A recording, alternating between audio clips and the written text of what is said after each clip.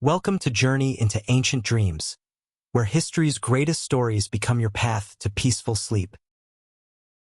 Tonight, I'm going to ask you 3 questions. Do gods die? Does the world truly end? And if everything is destroyed, what remains? In Ragnarök, the greatest secret of Viking mythology, you'll find the answers to all these questions. Hello there, and welcome back to another long sleep story. Tonight, we're journeying thousands of years back in time, to the lands of ice and snow, to the world where your Viking ancestors lived and breathed. If you're tired today, if your mind is busy, if you simply want to drift into peaceful sleep, you're in the right place. Before we begin this epic tale, I'd love to know where in the world you're listening from. Drop a comment below and tell me your city and what time it is there.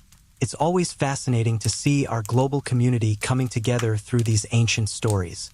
And if these long-form historical sleep stories help you relax and find peace, please consider subscribing. It really helps me continue creating these journeys through time. Now, dim the lights, maybe turn on a fan for that gentle background hum. Close your eyes and let the northern winds carry you away. This isn't just a story about the end of the world. This is a story of rebirth, of hope that never dies, of light conquering darkness, of life triumphing over death. So settle in, get comfortable, and let's begin this magnificent journey to the twilight of the gods. Chapter 1. Before the beginning, the void called Ginnungagap. Long before there were gods or giants, heroes or monsters, before there was light or darkness, heat or cold, there was nothing. Not the empty nothing of space, but something far more profound, a yawning void called Ginnungagap. This wasn't mere emptiness. It was potential itself, waiting to be filled. Imagine, if you can, absolute nothingness.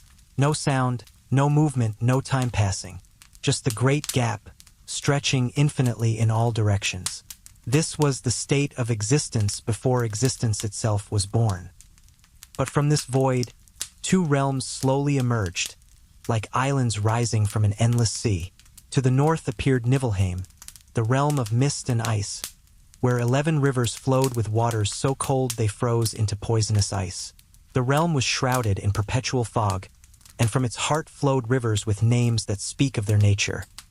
Elivigar, the ancient waters, carrying within them the seeds of creation and destruction. To the south emerged Muspelheim, the realm of fire and flame, ruled by Surtur, whose name means black or swarthy one. This was a land of molten rock and blazing heat, where rivers of lava flowed like water and the air itself burned. Surtur sat upon his throne of flame, holding a sword of fire that blazed brighter than the sun, waiting for the day when he would be called upon to fulfill his destiny. Between these 2 opposing realms lay Ginnungagap, and it was here, in the meeting place of ice and fire, that the first stirrings of life began. The cold rivers from Niflheim flowed toward the gap, and as they did, they began to freeze. Layer upon layer of ice formed, filling the northern part of the void. From Muspelheim came warm winds and sparks, and when they met the ice, steam rose and droplets formed. From these droplets, life emerged. The first being to take shape was Ymir, the primordial giant. He was enormous beyond comprehension, androgynous and terrible, the ancestor of all the frost giants who would one day threaten the gods themselves. As Ymir slept, he sweated, and from his sweat came more giants. From his left armpit emerged the first male and female giants, and from his feet came a 6-headed giant child. But Ymir was not alone in this new existence. From the melting ice also emerged a great cow named Ambla, whose name means rich hornless cow. This primordial cow sustained Ymir with her milk, which flowed like rivers. For her own sustenance, Ambla licked the salty ice blocks that surrounded them. As she licked, something miraculous happened.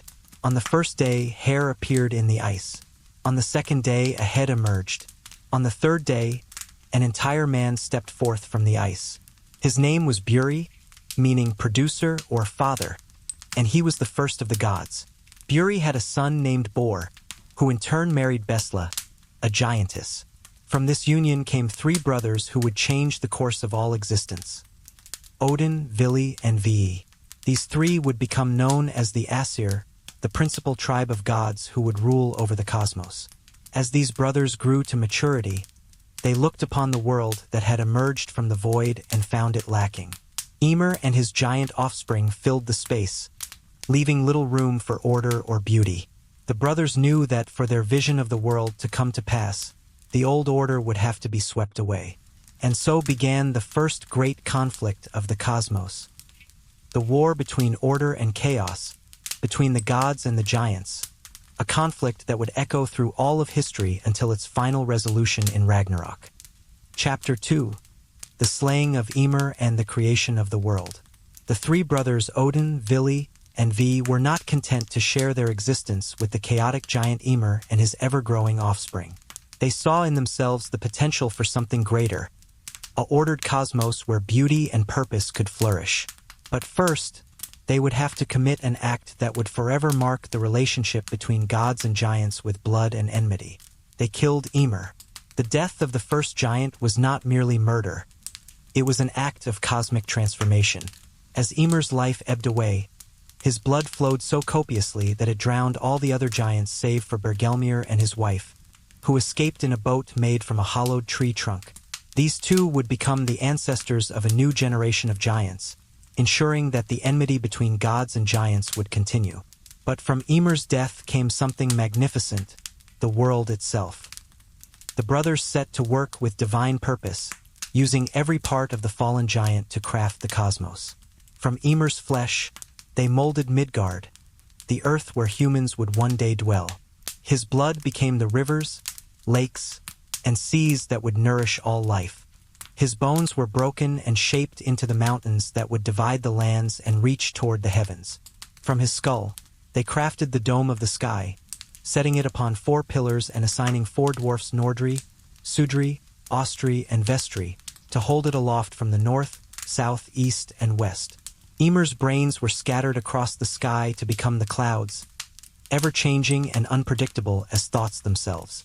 His eyebrows became the walls that would protect Midgard from the giants who dwelt in the outer wilderness, creating a boundary between the ordered world of gods and men and the chaotic realm of the giants. To bring light to this new world, the brothers caught sparks and embers from Muspelheim and set them in the sky as stars, sun, and moon. They created a great cosmic order, with the sun and moon racing across the heavens in their chariots, pursued eternally by the wolves Skoll and Hati, whose pursuit would continue until the end of days. But the world, though beautiful, was empty of intelligent life. The brothers walked along the seashore and found 2 tree trunks washed up by the waves. One was an ash tree which they named Ask, and the other an elm which they called Embla. These would become the first humans. Odin breathed into them the breath of life, giving them souls and consciousness. Vili granted them intelligence and the power of movement. V bestowed upon them the gifts of sight, hearing, and speech. Thus were humans created, not as servants to the gods, but as beings capable of thought, choice, and the appreciation of beauty. The gods established these first humans in Midgard, giving them dominion over the earth and all its creatures. Around Midgard they placed the great ocean, and beyond that the realm of Utgard, where the giants dwelt in their halls of stone and ice. To connect the various realms of existence, the gods established the great tree Yggdrasil, the world tree, whose roots and branches would support all the 9 worlds. This mighty ash tree was so vast that its branches overshadowed all the worlds, and its roots extended into the depths of creation itself. At the base of Yggdrasil lay 3 wells of tremendous significance. The Well of Ward, where the 3 Norns, the Fates, dwelt and watered the tree daily with sacred water. The Well of Mimir, whose waters contained all wisdom and memory. And the Well of Vergelmir, from which flowed all the rivers of the world. In the crown of Yggdrasil perched a great eagle, while at its roots coiled the dragon Nhggr, who gnawed constantly at the tree's foundations. Between them ran the squirrel Ratatoskr, carrying messages and insults back and forth, sowing discord between the powers above and below. Chapter 4: The Golden Age of the Gods. In the early days after the creation of the world, there came a time that would later be remembered as the Golden Age of the Gods. This was an era of peace and prosperity, when the Aesir dwelt in harmony in Asgard and order reigned throughout the 9 worlds. During this blessed time, the gods built magnificent halls and established the customs that would govern their divine society. Odin, who had become the All-Father and ruler of the gods, established his great hall Gladsheim with its silver roof and golden pillars. Here he held court, dispensing wisdom and justice to gods and men alike. Beside Gladsheim rose Valhalla, the Hall of the Slain, where Odin began gathering the greatest warriors who died in battle. These Einherjar, the chosen slain, would feast on mead and the flesh of the boar Saramnir, which was cooked each day and came back to life each evening to be cooked again. They would spend their days fighting practice battles, preparing for a war that was yet to come. The gods delighted in games and contests during this golden time. They would play with golden gaming pieces on tables of silver, laughing and competing in friendly rivalry.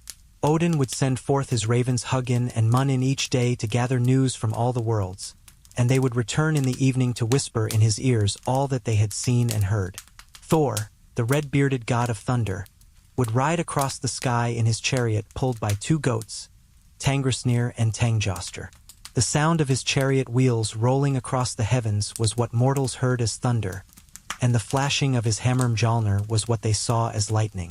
During these peaceful days, Thor used his strength not for war but for protection, driving away the giants who might threaten the ordered world.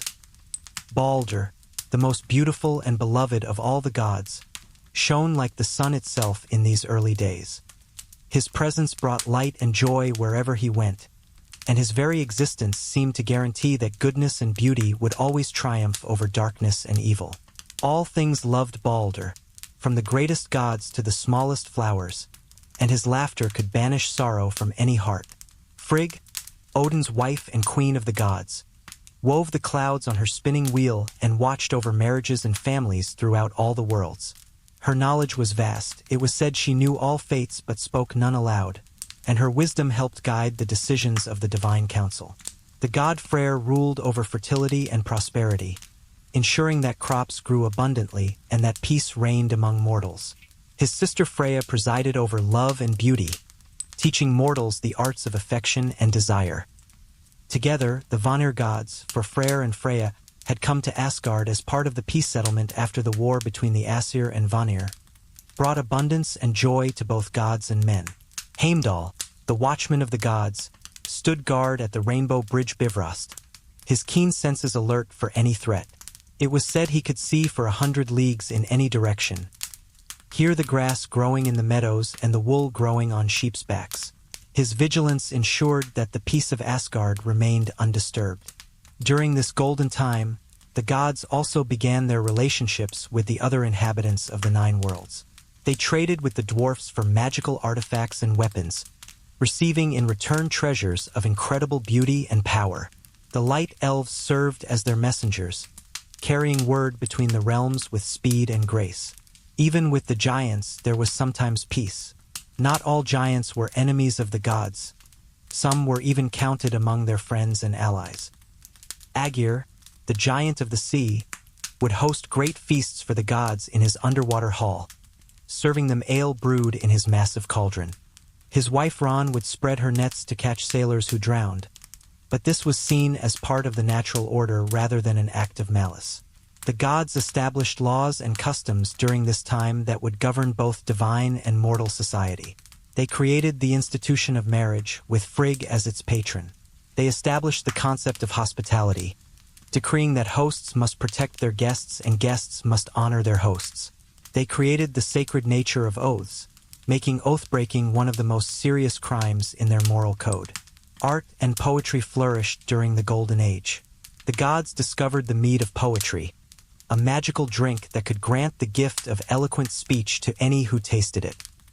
This mead had been created from the blood of Kvasir, a being of pure wisdom who had been born from the saliva of all the gods mixed together during the peace treaty between the Aesir and Vanir. Music echoed through the halls of Asgard as gods and goddesses celebrated their existence with songs and stories.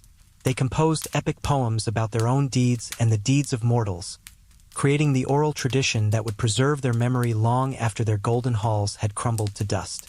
But even in this time of peace and prosperity, there were signs of the troubles to come. Loki, the trickster god, was already showing his contrary nature. Sometimes he helped the gods out of difficult situations with his cunning and shape-shifting abilities. Other times he created problems that tested their wisdom and patience. Loki's children were already born during this time, though their true nature had not yet been revealed. Fenrir the wolf was still young and playful, welcomed in Asgard as a pet despite his giant heritage.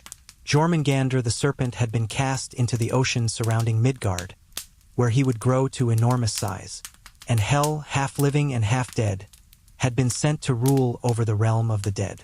The Norns, too, were already weaving the fates that would lead to the end of this golden time. They could see the threads of destiny stretching into the future, could see the dark days that would come when brother would fight brother, when the bonds of kinship and loyalty would be broken, when the very foundations of the world would shake. But for now, in this blessed time, the gods were content to enjoy their prosperity and power. They basked in the admiration of mortals, delighted in their own magnificence, and believed that their reign would last forever. They had created order from chaos, light from darkness, beauty from ugliness. What could threaten beings so powerful and wise? The answer to that question would not come for many years, but when it came, it would shatter their golden world like a hammer blow to crystal. The seeds of Ragnarök were already planted in the very foundations of their paradise, waiting for the right moment to sprout and grow into a tree of destruction that would overshadow even mighty Yggdrasil itself. Chapter 5. The War between the Aesir and the Vanir. Not all was peaceful in the early days of the gods, for before the Golden Age could truly begin, a great war had to be fought, the first war in the cosmos, which would set many of the patterns that would ultimately lead to Ragnarök. This conflict arose between two tribes of gods. The Aesir, led by Odin, who valued war, wisdom, and poetry, and the Vanir, who were associated with fertility, prosperity, and the ability to see into the future. The war began, as many wars do, with a misunderstanding that quickly escalated beyond anyone's ability to control. The trouble started with a being called Gullveig, whose name means gold drink or gold power. She was a Valva, a practitioner of cedar magic, who came to Asgard from Vanaheim. Gullveig possessed magical knowledge that the Aesir had never encountered before, the ability to see into the future, to work magic with gold and precious metals, and to grant or withhold prosperity. The Aesir were both fascinated and disturbed by Gullveig's powers. She spoke constantly of gold, of wealth, of the pleasures that riches could bring. Her magic was different from theirs. Where they relied on strength and cunning, she used subtle influences, working through desires and dreams rather than through force. Some of the Aesir came to suspect that Gullveig was corrupting their society, that her emphasis on wealth and comfort was making them soft and weak. Her very presence seemed to change the nature of their discourse, turning their thoughts from honor and valor toward profit and pleasure. The situation came to a head when accusations were made. The exact nature of these accusations is lost to time, but they were serious enough that the Aesir decided Gullveig must die. They seized her and cast her into the fire in Gladsheim, burning her alive before the assembled gods. But Gullveig did not die. 3 times they burned her, and 3 times she emerged from the flames renewed and whole, more beautiful and terrible than before. With each resurrection, her power seemed to grow, and the Aesir's fear of her increased. When news of this treatment reached Vanaheim, the Vanir were outraged. Gullveig was one of their own, and the Aesir's treatment of her was an unforgivable insult. They demanded compensation, reparations, honor price for the wrongs done to their kinswoman. The Aesir, proud and stubborn, refused. They declared that they had done what was necessary to protect their realm, and they would not pay tribute to anyone for their actions. And so began the first war between gods. The Vanir were fewer in number than the Aesir, but they possessed powers that their enemies had not anticipated. Their magic was subtle but effective. They could cause crops to fail, make weapons break at crucial moments, and turn the very earth against their foes. They could see into the future and anticipate their enemies' strategies before they were even formed. The Aesir had strength and numbers on their side. Odin led them with his tactical genius. Thor smashed through enemy lines with his mighty hammer, and Tyr inspired them with his fearless courage. But for all their power, they could not achieve decisive victory against enemies who seemed to know their every move before they made it. The war raged for years, devastating both sides. Neither the Aesir nor the Vanir could gain a lasting advantage, and both began to realize that continued fighting would destroy them all. The cosmos itself began to suffer from their conflict. Storms raged across the 9 worlds. Seasons became irregular, and chaos crept back into the ordered universe. Finally, exhausted and weary, both sides agreed to make peace. But this would not be a simple treaty. It would be a profound transformation of the cosmic order itself. The peace agreement they reached was unlike any that had been made before. Rather than one side conquering the other, they would merge, becoming a single pantheon with gods from both tribes. To seal this agreement, each side would send hostages to live permanently with the former enemy. From the Vanir came Njrr, god of the sea and winds, along with his son Freyr and daughter Freya. These gods brought with them the magical knowledge of the Vanir, the ability to see into the future, to work magic through cedar, and to ensure prosperity and fertility. From the Aesir went Honor, a god of silence and wisdom, and Mimir, whose knowledge was vast but who would meet a tragic fate in Vanaheim. The Vanir, expecting leaders who could guide them, were disappointed when Honor proved unable to make decisions without Mimir's advice. In their anger, they beheaded Mimir and sent his head back to the Aesir. But Odin, rather than seeing this as an act of war, worked magic to preserve Mimir's head and restore it to life. The head became an oracle, a source of wisdom and knowledge that Odin would consult throughout the ages. Mimir's sacrifice had transformed him into something greater than he had been before, a keeper of all secrets, a knower of all hidden things. To further cement their alliance, all the gods of both tribes participated in a sacred ritual. They gathered around a great cauldron and each spat into it, mixing their saliva together. From this divine mixture, they created a being of pure wisdom called Kvasir, who could answer any question and resolve any dispute. Kvasir traveled throughout the 9 worlds, spreading knowledge and settling conflicts wherever he went. His wisdom was so great that no problem was too complex for him to solve, no question too difficult for him to answer. He became a symbol of the peace between the Aesir and Vanir, proof that their union had created something greater than either tribe could achieve alone. But Kvasir's story would end in tragedy, as so many stories do in Norse mythology. 2 dwarfs, Jailr and Galar, invited him to their hall and there murdered him, catching his blood in 2 vats and a cauldron. They mixed his blood with honey to create the mead of poetry, a magical drink that could grant the gift of eloquent speech and poetic inspiration to anyone who tasted it.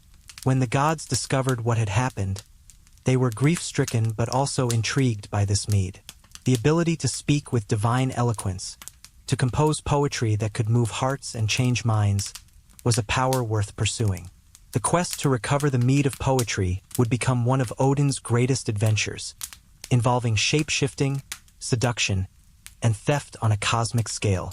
The war between the Aesir and Vanir, though it ended in peace and unity, had profound consequences for the future of the cosmos. It established the principle that even gods could make war upon each other, that the divine realm was not immune to conflict and strife.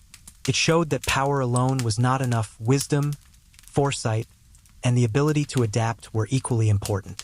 More importantly, it brought together the complementary aspects of divine power. The Aesir contributed strength, courage, and the willingness to fight for what they believed in. The Vanir brought wisdom, foresight, and the knowledge of how to ensure prosperity and fertility. Together, they created a more complete and balanced pantheon. But the war also established patterns that would repeat in the future. It showed how misunderstandings could escalate into devastating conflicts, how pride and stubbornness could prevent peaceful solutions, and how even divine beings were subject to the consequences of their actions. The knowledge and magical abilities that the Vanir brought to Asgard would prove crucial in the events leading up to Ragnarök. Their gift of prophecy would allow the gods to see what was coming, even if they could not prevent it. Their understanding of the cyclical nature of existence would help explain why Ragnarök was not just an ending but also a beginning. As the united pantheon settled into their new relationships and roles, they carried with them the lessons of their war. They had learned that conflict was sometimes necessary, but that peace was always preferable. They had discovered that different approaches to divine power could complement rather than compete with each other. And they had seen that even the most devastating conflicts could lead to something greater and more beautiful than what had come before. These lessons would serve them well in the challenges to come, for the war between the Aesir and Vanir was only the first of many conflicts that would shake the foundations of the cosmos. Greater battles lay ahead, and the ultimate test of everything they had learned would come when the very existence of the gods themselves was threatened by forces they had inadvertently set in motion. Chapter 6. The Binding of Fenrir and the Growing Darkness.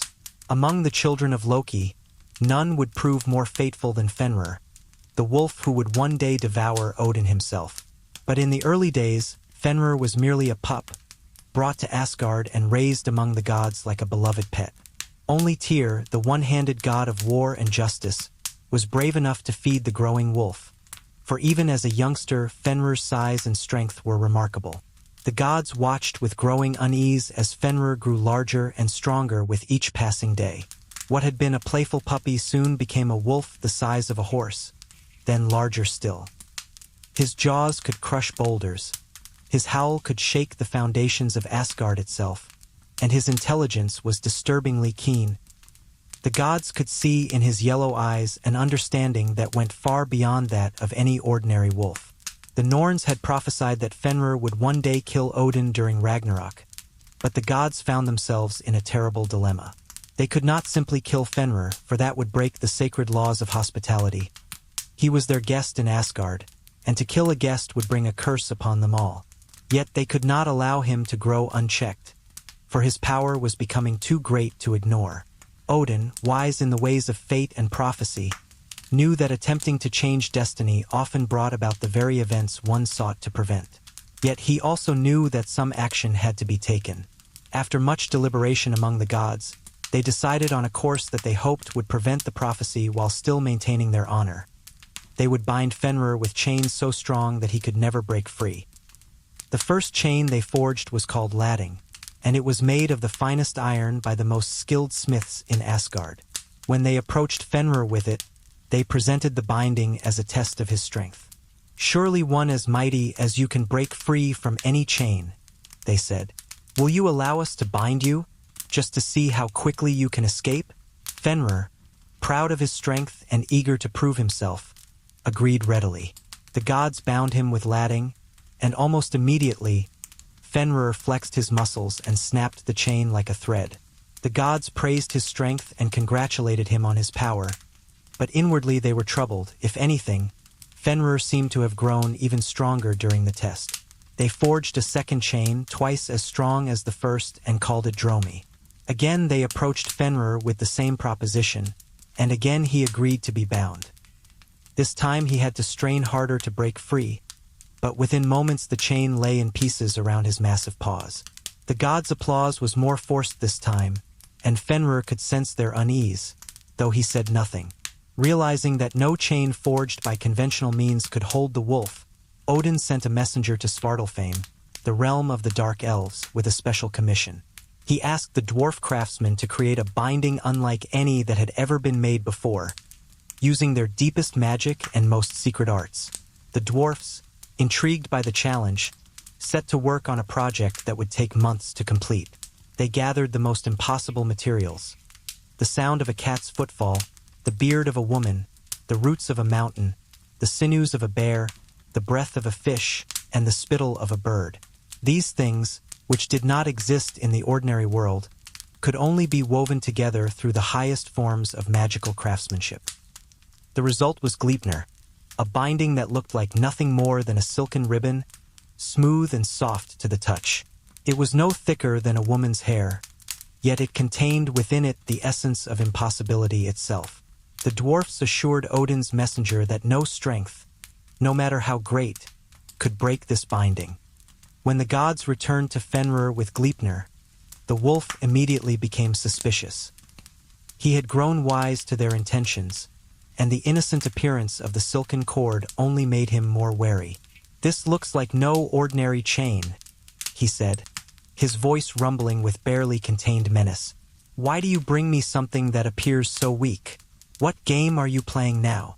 The gods insisted that it was merely another test, but Fenrir shook his massive head. "I smell magic upon this binding," he growled. "If this is truly just a test of strength, then one of you must place his hand in my mouth as a pledge of good faith. If you are trying to trick me, I will bite off the hand." The gods looked at one another in dismay. None wanted to sacrifice a hand, yet they knew that without this pledge, Fenrir would never allow himself to be bound. The silence stretched on until Tyr, the bravest and most honorable of the gods, stepped forward. "I will give the pledge," he said simply, and placed his right hand between Fenrir's jaws. With Tyr's hand as surety, Fenrir allowed the gods to bind him with Gleipnir. But the moment the silken cord touched his fur, he knew he had been betrayed. He strained and struggled with all his might, but the binding only grew tighter. The more he fought against it, the stronger it became. Realizing that he would never break free, Fenrir bit down hard, severing Tyr's hand at the wrist. The god of war bore the pain in stoic silence, knowing that his sacrifice had prevented a greater catastrophe, yet also knowing that this act of betrayal had sown the seeds of an even greater revenge. The gods carried the bound wolf to a remote island called Lyngvi, in the middle of a lake called Emsvartner. There they anchored the binding to a boulder called Joel, and drove the boulder deep into the earth with another stone called Thvaitai. When Fenrir opened his jaws to howl his rage and frustration, they placed a sword between his teeth, point upward, so that he could not close his mouth. The drool that constantly ran from his jaws formed a river called Van, which would flow until the end of the world. But the gods' victory was a hollow one, for they knew they had violated the sacred bonds of trust and hospitality.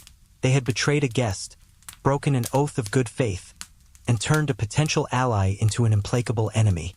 Worst of all, they had not prevented the prophecy. They had merely delayed it, and in doing so, they had ensured that when Fenrir finally broke free, his vengeance would be all the more terrible. Tyr, now forever maimed, became a living reminder of the price of their actions. He adapted to fighting with his left hand, but the loss of his sword hand diminished his effectiveness in battle. More importantly, his sacrifice highlighted the moral complexity of their situation. Sometimes doing what seemed necessary required compromising one's honor and integrity. The binding of Fenrir marked the beginning of the end of the Golden Age. From that day forward, there was a shadow over Asgard, a knowledge that the gods were capable of betrayal and deception when their backs were against the wall. The other giants began to view them with suspicion, wondering if they too might face similar treatment if they became inconvenient. Loki, in particular, was deeply affected by the binding of his son. Though he said nothing openly, the gods could see the change in him. His tricks became more malicious, his jokes more cutting, his loyalty more questionable. The seeds of his eventual betrayal were planted in the moment Fenrir's bonds tightened around his limbs. The wolf's howls could be heard across all the 9 worlds, a constant reminder of the gods' shame and the vengeance that awaited them. Children would wake crying in the night, disturbed by dreams of yellow eyes and gleaming fangs. Warriors would pause in their battles, shivering at sounds that reminded them of Fenrir's rage. But perhaps most troubling of all was the knowledge that this binding could not last forever. The dwarfs had created Gleipnir to be unbreakable, but they had also warned that it would only hold until the end of the world. When Ragnarök finally came, when the foundations of reality itself began to crumble, even the magic of impossibility would fail. And on that day, Fenrir would remember. He would remember the taste of Tyr's blood, the feeling of betrayal, the long years of imprisonment and humiliation. His vengeance would be patient and thorough, and it would begin with the death of the god who had ordered his binding, Odin himself, the All-Father, who had sacrificed honor for security and found that he had achieved neither. The binding of Fenrir was thus both a triumph and a tragedy for the gods. They had prevented an immediate catastrophe, but only by ensuring a greater one in the future. They had bought themselves time, but at the cost of their integrity. And they had learned a lesson that would haunt them until the end of days. that some problems cannot be solved, only postponed, and that the price of postponement is often higher than the cost of facing the truth. Chapter 7. The Death of Balder and the Beginning of Sorrow. If the binding of Fenrir cast the first shadow over the Golden Age, it was the death of Balder that plunged the world into true darkness. Balder was the most beloved of all the gods, the shining one whose very presence brought light and joy wherever he went. His beauty was so great that light emanated from him, his wisdom so pure that no falsehood could exist in his presence, and his goodness so complete that all living things loved him instinctively. Balder was married to Nanna, and together they lived in a hall called Breidablik, which had a silver roof and golden pillars. It was said that nothing unclean could exist in Balder's presence, that no unjust judgment could be made in his hall, and that no harsh word could be spoken where he dwelt. He was, in many ways, the moral center of Asgard, the reminder of what the gods could be at their best. But even the most beloved of the gods was not immune to the dark threads that the Norns wove into every fate. Balder began to experience troubling dreams, visions of his own death that came to him night after night with increasing vividness and terror. In these dreams, he saw darkness closing around him, felt cold hands dragging him down into shadow, and knew with prophetic certainty that his time in the world of the living was drawing to a close. When Balder shared these dreams with his mother Frigg and father Odin, their distress was immediate and profound. Frigg, who loved her son above all things, refused to accept that such a fate could befall the most innocent and pure of all beings. Odin, with his ravens and his wisdom, consulted all his sources of knowledge but found no way to prevent what seemed to be inevitable. Desperate to protect her son, Frigg undertook a quest that would take her to every corner of the 9 worlds. She traveled to every living thing, every plant, every animal, every stone, every metal, every element, and extracted from each a sacred oath that they would never harm Balder. Fire swore it would not burn him, water promised it would not drown him, iron vowed it would not cut him, and stones pledged they would not strike him. The relief in Asgard was palpable when Frigg returned with news of her success. To test the effectiveness of the oaths, the gods created a new game. They would have Balder stand in the center of their circle while they threw things at him: stones, spears, arrows, hammers, and laugh with delight as everything bounced harmlessly off him or turned aside before it could touch him. This game became a popular entertainment in Asgard, a celebration of Balder's invulnerability and a source of joy for gods who had been troubled by the prophetic dreams. Even the weapons forged by the dwarfs, enchanted with the most powerful magic, could not harm the shining god. It seemed that Frigg's desperate plan had succeeded, that love and determination had triumphed over fate itself. But Loki, watching these games with his characteristic mixture of amusement and malice, began to wonder if Frigg's protection was truly complete. His shape-shifting abilities allowed him to take the form of an old woman, and in this guise, he approached Frigg with innocent questions about her great work. "Surely," said the disguised Loki, "you must be proud of your success in protecting your son. Did every single thing in all the 9 worlds swear to do him no harm?" Frigg, unsuspecting, replied with a mother's satisfaction. "Everything swore the oath, save one small plant. West of Valhalla grows a little shrub called mistletoe. It seemed so young and harmless that I thought it unnecessary to ask for its oath." Loki's eyes glittered with dark satisfaction at this information. He immediately departed from Frigg's presence and went to find this mistletoe. When he located the small, seemingly innocent plant, he carefully cut a branch and shaped it into a dart, using all his cunning to make it as sharp and deadly as any weapon forged in the dwarfs' halls. Returning to Asgard, Loki found the gods once again engaged in their game of throwing things at Balder. All the gods were participating except for Hr, Balder's blind brother, who stood apart from the circle, unable to join in the fun due to his lack of sight. With false kindness, Loki approached Hr. "Why do you not participate in honoring your brother?" he asked. "Surely you too wish to show your love for Balder?" Hr's face showed his sadness. "I would gladly join in, but I cannot see where Balder stands, and I have no weapon to throw." "I will help you," said Loki, pressing the mistletoe dart into Hr's hand and guiding his aim. I will direct your throw so that you too may honor your brother as the others do. HR, grateful for the assistance and eager to participate in showing his love for Balder, allowed Loki to guide his hand. The mistletoe dart flew true, striking Balder in the chest and piercing his heart. The shining god fell to the ground, and the light went out of him like a candle extinguished by a sudden wind. The silence that followed was unlike any that had ever fallen in Asgard. The gods stood frozen in disbelief, unable to comprehend what they had witnessed. Balder, who had been invulnerable to all things, lay dead from a weapon so small and seemingly harmless that it had been overlooked entirely. The grief that erupted from the assembled gods was beyond description. Frigg's wail of anguish echoed across all the 9 worlds, causing flowers to wilt and birds to fall silent. Odin's rage was terrible to behold, but it was tempered by a father's overwhelming sorrow. The other gods wept openly, for they knew that with Balder's death, something essential had gone out of the world forever. But their grief was mixed with a growing realization of what this death truly meant. The dreams had been prophetic, and if Balder's death could not be prevented despite all their efforts, what did that say about their ability to control their own fates? If the most beloved and innocent of them could die, what hope was there for any of them? HR, realizing what he had been tricked into doing, fell to his knees beside his brother's body, his own grief overwhelming. He had been the instrument of his beloved brother's death, manipulated by Loki's cunning into committing the most terrible act imaginable. His blindness, which had seemed like a simple physical handicap, had been transformed into the weapon that destroyed everything good and pure in their world. As for Loki, he slipped away from the scene of devastation he had created, his expression unreadable. Some said later that they saw satisfaction in his eyes, others claimed they detected regret. But all agreed that from that moment forward, something fundamental had changed in the trickster god.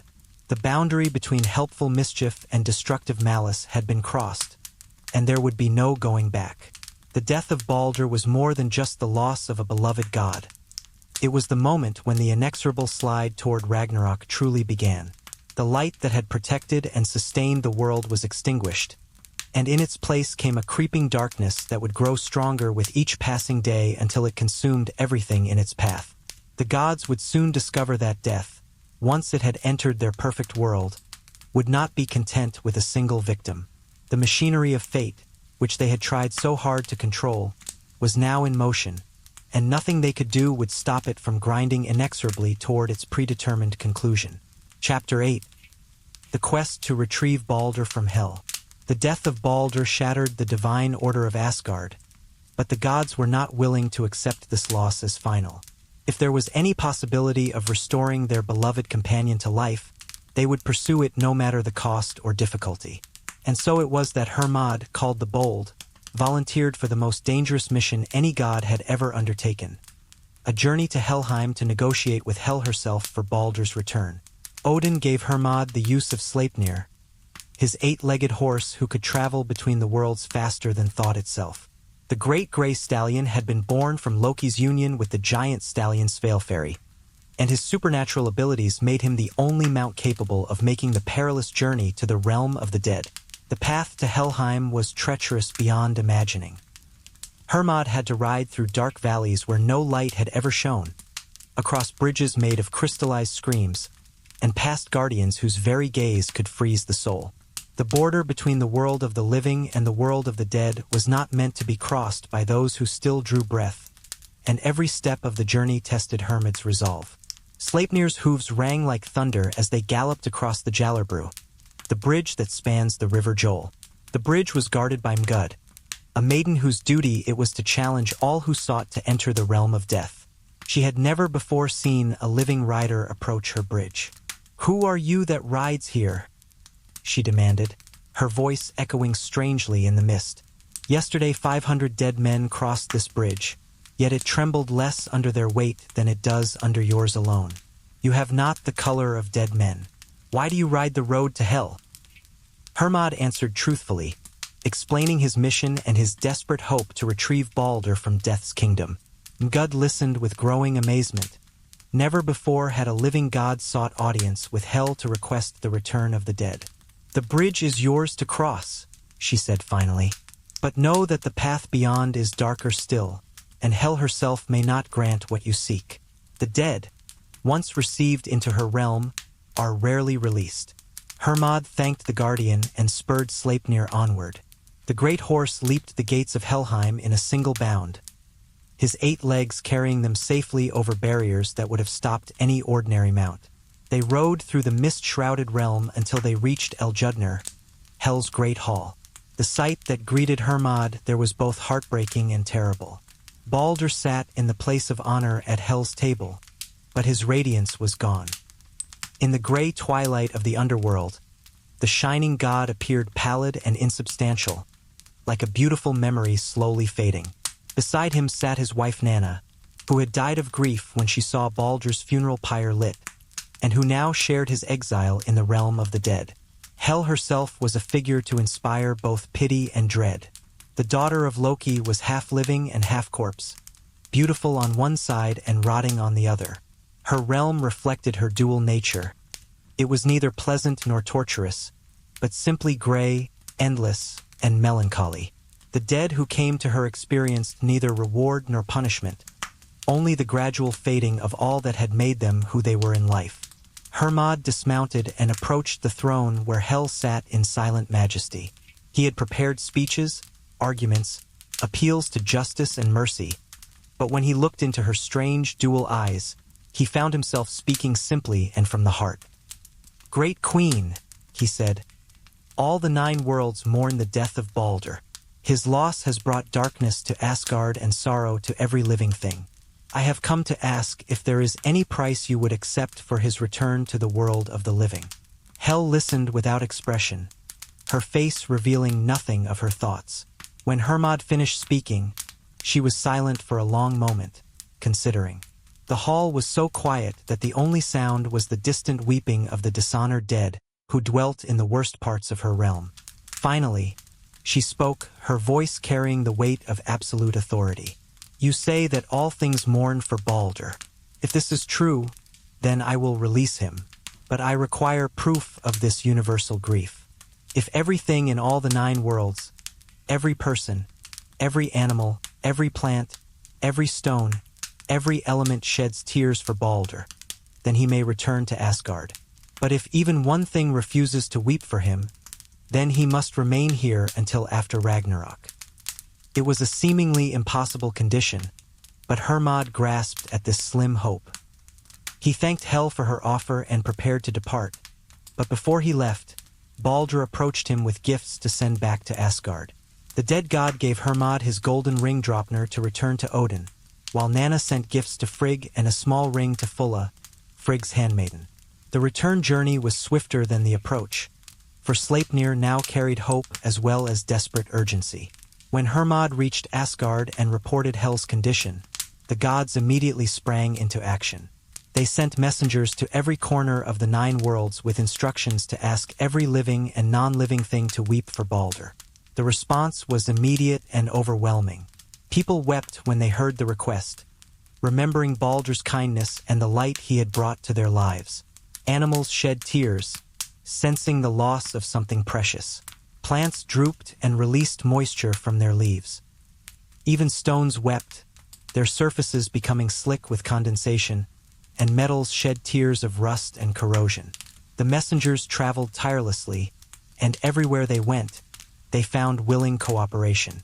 The very air seemed to weep, forming mists and clouds heavy with moisture. The earth itself wept, creating springs and streams where none had been before. It seemed that Hel's condition would be met, that the universal love for Baldur would indeed prove strong enough to bring him back from death. But as the messengers made their final rounds, checking to ensure that every single thing had wept for Baldur, they came upon a cave where sat an old giantess named KK. When they asked her to weep for Baldur, she responded with cold indifference. "Let Hel hold what she has," the giantess said with a voice like grinding stone. "I never received any benefit from Baldur in his life, and I will shed no tears for him in his death." The messengers pleaded with her, explaining how close they were to achieving Baldur's return. but KK remained unmoved. "Dead or alive, the son of Odin is nothing to me," she declared, and no argument could change her mind. When this news reached Asgard, the gods were devastated. Their universal mission had failed by a single vote, and Baldur would remain in Helheim until the end of the world. But their grief soon turned to suspicion and then to anger as they realized the truth about the giantess KK. Loki had not been seen in Asgard since the day of Baldur's death, and when the gods investigated the cave where KK had been found, they discovered signs of shape-shifting magic. The giantess had been Loki in disguise, ensuring that his crime could never be undone, that the darkness he had brought into the world would be permanent. The failure to retrieve Baldur was the final straw for the gods. They could forgive Loki's tricks and pranks, they could overlook his tendency to create problems, but this deliberate sabotage of their attempts to undo his greatest crime was unforgivable. The hunt for Loki began immediately, and it would end with consequences that would hasten the approach of Ragnarök itself. The quest to retrieve Baldur had failed, but it had revealed something important about the nature of their world. The darkness that Loki had introduced could not be easily dispelled. Evil, once it had gained a foothold, would fight desperately to maintain its position. And the bonds that held their society together were more fragile than they had ever imagined. Baldur would remain in Helheim, a constant reminder of what had been lost and what could never be regained. His absence was like a wound in the heart of the world, a source of pain that would never fully heal. And in that pain, the seeds of the final catastrophe continued to grow, nourished by grief and watered with tears that could never bring back what had been destroyed. Chapter 9. The Punishment of Loki and the Binding of Evil. The gods' hunt for Loki was swift and relentless. They scoured every corner of the 9 worlds, following his trail through hidden valleys and secret paths. Loki, knowing that his final transgression had crossed a line from which there could be no return, fled far from Asgard and built himself a hall in the remote mountains, a refuge with 4 doors facing the 4 cardinal directions so that he could watch for approaching enemies from any angle. By day, Loki would transform himself into a salmon and hide in the waters of a nearby waterfall, but by night he would return to his hall and brood over his situation. In these dark hours, he would sometimes occupy himself by constructing fishing nets, working out the patterns and techniques that might be used to catch a fish like himself. It was Odin who finally tracked him down, using his ravens and his supernatural sight to pierce through Loki's shape-shifting deceptions. When the All-Father and his company of gods approached the mountain hall, Loki saw them coming from a great distance. In panic, he threw his half-finished net into the fire and leaped into the waterfall, taking the form of a salmon once more. But the gods were not fooled by his transformation. Thor and the others examined the remains of the burned net, studying its construction and understanding its purpose. They quickly wove a net of their own, using Loki's own design against him, and cast it into the waters where he hid. Loki, in his salmon form, was cunning and swift. He avoided the first cast by swimming to the bottom of the pool and hiding among the stones. The second cast he evaded by leaping upstream, using his powerful tail to propel himself over the net. But Thor himself waded into the water and caught the salmon with his bare hands, gripping it so tightly that salmon have been narrow at the tail ever since. Once captured, Loki was forced back into his true form, and the full weight of divine justice fell upon him. The gods' anger was terrible to behold, for they saw in him not just a murderer, but a betrayer of everything they held sacred. He had violated the bonds of kinship, friendship, and hospitality. He had corrupted the innocent and destroyed the pure. Most unforgivably, he had sabotaged their attempts at redemption and healing. The punishment they devised was meant to last until the end of the world itself. They dragged Loki to a deep cave and bound him to 3 flat stones using the most terrible bonds imaginable, the entrails of his own son Narfi, who had been killed by his brother Vali. The gods had transformed Vali into a wolf, and in his animal madness, he had torn his brother apart. The entrails were then magically hardened into unbreakable chains. But even this was not sufficient for their rage. Skadi, the giant goddess who had married into the Aesir, brought a venomous serpent and suspended it above Loki's face. The snake's poison dripped constantly onto his skin, causing agony beyond description. The venom was so potent that where it touched him, his flesh would burn and blister, only to heal and burn again in an endless cycle of torment. Loki's wife Sigyn, who alone among all beings remained loyal to him, took up position beside her bound husband. She held a bowl to catch the serpent's venom, protecting him from the worst of its effects. But when the bowl filled, she had to turn away to empty it, and in those moments the poison would fall directly onto Loki's face, causing him to writhe in such agony that his struggles would shake the very foundations of the earth. These earthquakes became a regular feature of the world, a constant reminder of Loki's punishment and the gods' justice. Whenever the ground trembled beneath their feet, people would know that Loki was suffering in his cave, and they would remember the price of betraying trust and corrupting innocence. But the binding of Loki, like the binding of Fenrir before him, was not the triumph it appeared to be. The gods had removed a source of chaos and evil from their midst, but they had also created a wellspring of hatred and vengeance that would grow stronger with each passing year. Every moment of agony that Loki endured in his cave was another reason for him to seek revenge when the opportunity arose. Moreover, the methods they had used to punish him, turning brother against brother, using a man's own children as instruments of his torment, revealed how far the gods themselves had fallen from their original ideals. The binding of Loki was an act of justice, but it was also an act of cruelty that would have horrified them in their earlier, more innocent days. The cave where Loki lay bound became a focal point for all the dark forces in the cosmos. His pain and rage attracted other enemies of the gods, giants who nursed old grievances, monsters who hungered for revenge, and spirits of chaos who delighted in destruction. Though Loki himself was immobilized, his influence continued to spread through the world like a poison. Sigyn's vigil beside her tormented husband became one of the most tragic and touching stories in all of Norse mythology. Her loyalty was absolute and unquestioning, even though she knew that Loki's crimes were unforgivable. She had chosen love over justice, forgiveness over condemnation, and she would maintain her watch until the very end of the world. The sight of her there, holding her bowl with infinite patience while her husband writhed in agony below, served as a reminder that even in the darkest circumstances, some bonds could not be broken.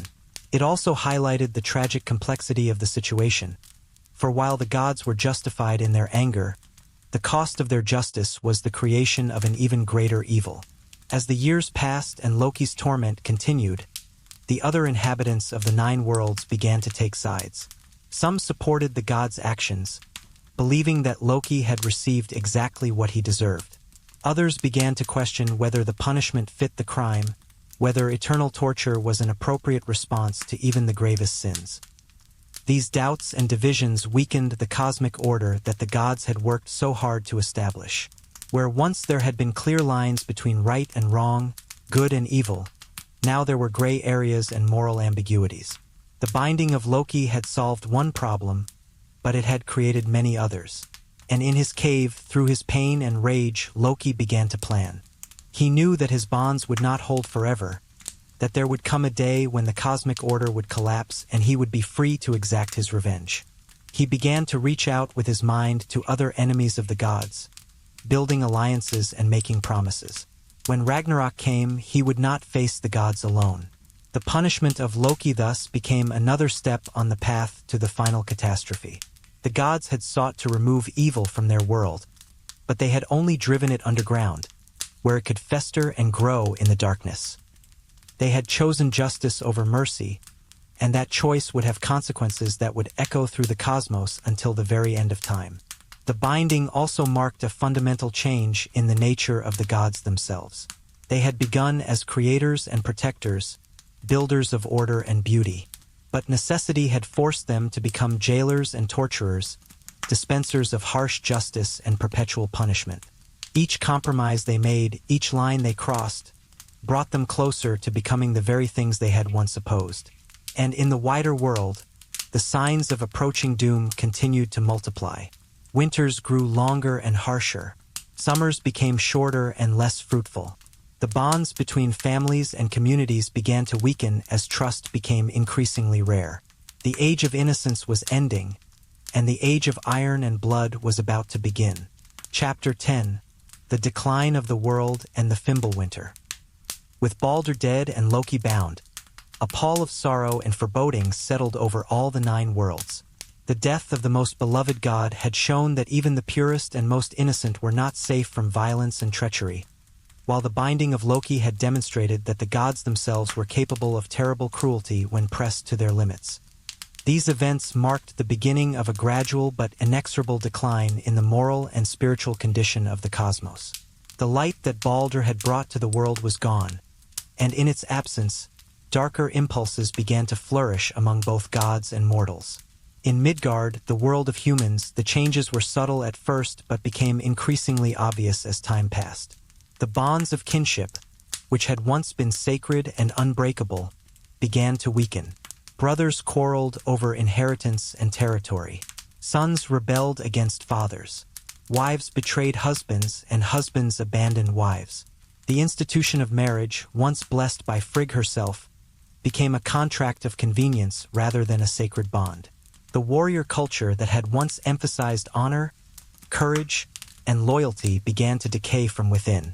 Warriors fought not for glory or to protect the innocent, but for gold and personal gain. Oaths were broken as easily as they were made. The concept of honor became an empty word, invoked when convenient and discarded when inconvenient. Trade and commerce, while bringing prosperity to some, also brought new forms of corruption. Merchants cheated their customers, craftsmen produced shoddy goods, and farmers sold contaminated food. The old ways of mutual support and community cooperation gave way to ruthless competition and exploitation. Religious observance, once sincere and heartfelt, became increasingly ritualistic and empty. People went through the motions of honoring the gods, but their hearts were no longer in it.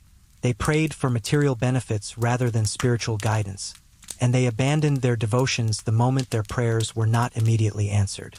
The natural world began to reflect this moral decay. Seasons became irregular and unpredictable. Crops failed more frequently, leading to famines that drove people to desperation. Wild animals became more aggressive and dangerous, as if sensing the growing chaos in human society. Storms became more violent and destructive, and natural disasters struck with increasing frequency. In Asgard, the gods themselves were not immune to this gradual corruption. They became more suspicious of one another, more quick to take offense, more willing to resort to violence to settle disputes. The unity they had once shared began to fragment as old rivalries resurfaced and new grudges developed. Odin became increasingly obsessed with gathering knowledge about the approaching end times. He sent his ravens further and more frequently, consulted with seers and oracles, and even ventured into the most dangerous parts of the 9 worlds seeking information about Ragnarök. His quest for knowledge became an all-consuming passion that distanced him from his family and followers. Thor, meanwhile, became more reckless and violent in his battles against the giants. Where once he had been the protector of gods and men, now he seemed to take pleasure in destruction for its own sake.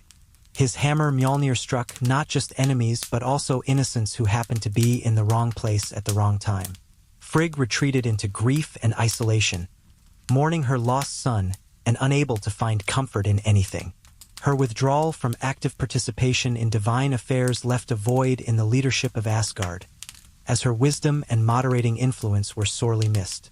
Even the institutions of Asgard began to show signs of decay. Valhalla, once a place of honor and preparation for the final battle, became a place of mindless violence where the Einherjar fought not for glory, but simply to pass the time. The daily battles that had once been training exercises became brutal affairs where hatred and spite flourished. As the moral fabric of the cosmos continued to deteriorate, the signs of approaching Ragnarök became increasingly obvious. Wolves grew bolder and more numerous, venturing into settled areas to hunt humans. The wolves Skoll and Hati, who chased the sun and moon across the sky, began to gain ground on their quarry. Solar and lunar eclipses became more frequent as the wolves took bites out of their prey. The great tree Yggdrasil itself began to show signs of distress. Its leaves turned brown and fell, its branches became brittle and broke, and its roots began to rot. The various creatures that lived in the tree, the eagle at its crown, the dragon at its base, and the squirrel that ran between them, became more aggressive and hostile in their eternal conflicts. The wells at the base of Yggdrasil began to dry up. The well of Ward, where the Norns wove fate, became murky and difficult to read. The well of Mimir, source of all wisdom, began to give contradictory and confusing answers to those who consulted it. The well of Hvergelmir, from which all rivers flowed, became polluted and bitter. These changes affected the entire cosmic order. Travel between the 9 worlds became more difficult and dangerous. The rainbow bridge Bifrost flickered and sometimes disappeared entirely for days at a time. Messages between the realms were delayed or lost entirely. The careful balance that the gods had established began to collapse. And then came the first signs of the Fimbulwinter, the great winter that would precede Ragnarök itself. It began subtly, with autumn lingering longer than usual and winter arriving earlier. Snow fell in places where it had never fallen before, and ice formed on bodies of water that had never frozen. But this was no ordinary winter. The Fimbulwinter would last for 3 full years without any summer to break its grip. The sun grew pale and weak, providing little warmth even at its highest point in the sky. The winds became constant and brutal, howling across the landscape with supernatural force. As the Fimbulwinter deepened, its effects became catastrophic. Crops failed completely, leading to widespread famine. Livestock died in their stalls, unable to find food or survive the cold. Rivers and lakes froze solid, cutting off sources of water and fish. The ground became so hard that it was impossible to dig graves for the dead. Humans responded to these conditions with increasing desperation and savagery. Communities that had cooperated for generations turned on each other, fighting over dwindling supplies of food and fuel. Families dissolved as parents abandoned children they could not feed, and children robbed parents too weak to resist. The social order that had maintained civilization began to collapse entirely. Kings were overthrown by their subjects, only to be replaced by tyrants even worse than those they had deposed. Laws were ignored or rewritten to benefit the strong at the expense of the weak. Justice became a luxury that only the wealthy could afford. Religious faith, already weakened by years of moral decay, crumbled entirely in the face of such suffering. People cursed the gods who seemed to have abandoned them, and many turned to darker forms of worship, seeking aid from giants, trolls, and other enemies of divine order. As the 3rd year of the Fimbulwinter drew to a close, even the gods began to feel the effects of the cosmic winter. Their halls grew cold and dark, their feasts became meager affairs, and their spirits were dampened by the unrelenting gloom. They knew that this was the prelude to something far worse, that the Fimbulwinter was merely the calm before the storm of Ragnarök itself. The signs were unmistakable now. Ancient prophecies were being fulfilled one by one. Monstrous offspring were being born to supernatural beings. The barriers between the worlds were weakening, allowing things that should remain separate to mingle and corrupt each other. Time itself seemed to be accelerating, as if reality were rushing headlong toward its appointed end. And in his cave, bound but not broken, Loki felt the approach of his liberation. The cosmic order that had imprisoned him was crumbling, and soon the bonds that held him would weaken enough for him to break free. His plans for revenge were complete, his allies were ready, and his patience, tested by centuries of torment, was about to be rewarded. The Fimbulwinter was ending, but what would follow would make the great winter seem like a gentle spring breeze. The final battle was approaching, and when it came, it would determine not just the fate of the gods, but the fate of existence itself. Chapter 11. The Loosing of the Bonds, the Children of Loki Break Free. As the Fimbulwinter reached its climax and the cosmic order began to collapse, the magical bonds that had contained the greatest threats to divine rule began to weaken. The first to sense this change was Fenrir, the great wolf who had been bound on the island of Lyngvi for countless years. The silken cord Gleipnir, woven from impossibilities by the dwarf craftsman, had been designed to hold until the end of the world itself. But as the very foundations of reality began to shake, even impossible bonds were not immune to the growing chaos. Fenrir felt the first loosening of his restraints on the day when the sun and moon began to flee faster across the sky, pursued ever more closely by the wolves that would eventually devour them. At first, the loosening was almost imperceptible, a tiny bit of give in bonds that had been absolutely rigid for millennia. But Fenrir was patient, and he had learned much during his long imprisonment. He began to work methodically at his bonds, not with the wild struggling that had marked his early captivity, but with the calculated persistence of a master strategist. Each small loosening gave him slightly more room to maneuver, and he used this additional freedom to create even more slack in his bonds. The process was slow and painful, for Gleipnir cut into his flesh whenever he moved, but Fenrir's hatred had grown so strong that physical pain was meaningless to him. Every drop of blood he shed was an offering to his future vengeance. As the wolf worked at his bonds, the sword that had been placed between his jaws to hold them open began to shift. The constant flow of saliva had worn grooves in the metal, and the earthquakes caused by Loki's struggles in his own prison had loosened the sword's position. Fenrir began to work his massive tongue around the blade, slowly but surely dislodging it from its moorings. Meanwhile, in the depths of the ocean that surrounded Midgard, Jormungandr the world serpent felt the changes in the cosmic order through the very water that supported him. The great snake had grown to enormous size during his exile, until his body completely encircled the earth and he could grasp his own tail in his mouth. He had learned to sense the vibrations that traveled through water and earth, and he knew that something momentous was approaching. The serpent's first sign that the end times were near came when the underwater currents began to change. The great oceanic streams that had flowed in the same patterns since the beginning of the world started to shift and swirl in new directions. Fish fled from their traditional feeding grounds, whales beached themselves in panic, and the very sea floor began to crack and heave. Jormungandr slowly began to uncoil himself from his defensive position around Midgard. The process was gradual, for his size was so vast that even small movements could cause tidal waves and earthquakes. As he lifted his head from the ocean floor for the first time in centuries, his movement displaced billions of tons of water, causing massive tsunamis that swept across the coastlines of all the inhabited lands. The serpent's venom, which had been contained within his body during his dormant period, now began to flow freely into the ocean. The waters around his massive head turned black and poisonous, killing everything they touched. Steam rose from the sea where his breath mixed with the water, and the very air became toxic to breathe. As Jormungandr's head broke the surface of the ocean, the sky darkened with the clouds of poison that poured from his mouth and nostrils. The venom was so potent that it began to eat away at the dome of the sky itself, causing cracks to appear in the heavenly vault. Through these cracks, the primal fire of Muspelheim began to leak through, setting the clouds ablaze with unnatural colors. In the realm of the dead, Hel felt the approaching chaos and began to prepare her own forces for the coming conflict.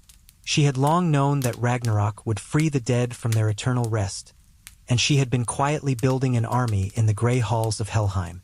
This army consisted not just of ordinary dead, but of the dishonored dead oathbreakers, murderers, cowards, and traitors who had been denied entry to Valhalla. Hel's ship Naglfar, built from the fingernails and toenails of the dead, had been under construction for millennia. Each time someone died without having their nails properly trimmed, the material was added to the vessel's hull. Now, as the end times approached, Naglfar was finally complete. A ship so large it could carry an entire army, so terrible that its very sight could drive mortals mad with fear. The goddess of death began to crew her ship with the most dangerous of the dishonored dead. These were beings who had become something more than human through their crimes, twisted by their evil into monsters that retained human intelligence but had lost all human compassion. They were eager for the chance to return to the world of the living and take revenge on those who had condemned them to exile. But it was Loki himself who experienced the most dramatic change as the cosmic order collapsed. The earthquakes that had tormented the world for centuries were actually caused by his struggles against his bonds. And as the end times approached, these struggles became more violent and effective. The entrails of his son Narfi, which had been magically hardened into unbreakable chains, began to soften as the magic that had created them weakened. Loki's pain, which had been constant for so long that it had become almost background noise, suddenly intensified as he put all his strength into one final effort to break free. Saijin, his faithful wife, had maintained her vigil beside him throughout the centuries, catching the serpent's venom in her bowl and emptying it when it became full. But now, as Loki's struggles became more violent, she could no longer keep pace with the flow of poison. More and more venom fell directly onto Loki's face, causing him to writhe with such force that mountains cracked and valleys split open.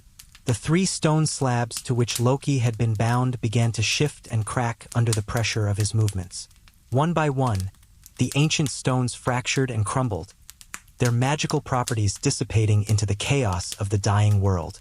As each stone broke, another portion of Loki's bonds loosened, giving him more leverage to work against the remaining restraints. When the last stone finally shattered, Loki felt the chains that had bound him for so long begin to give way. The softened entrails of his son stretched and tore under his renewed struggles, and with a sound like thunder, the bonds that had held the trickster god finally snapped. Loki rose from his prison for the first time in centuries, his body racked with pain but his spirit burning with unquenchable hatred.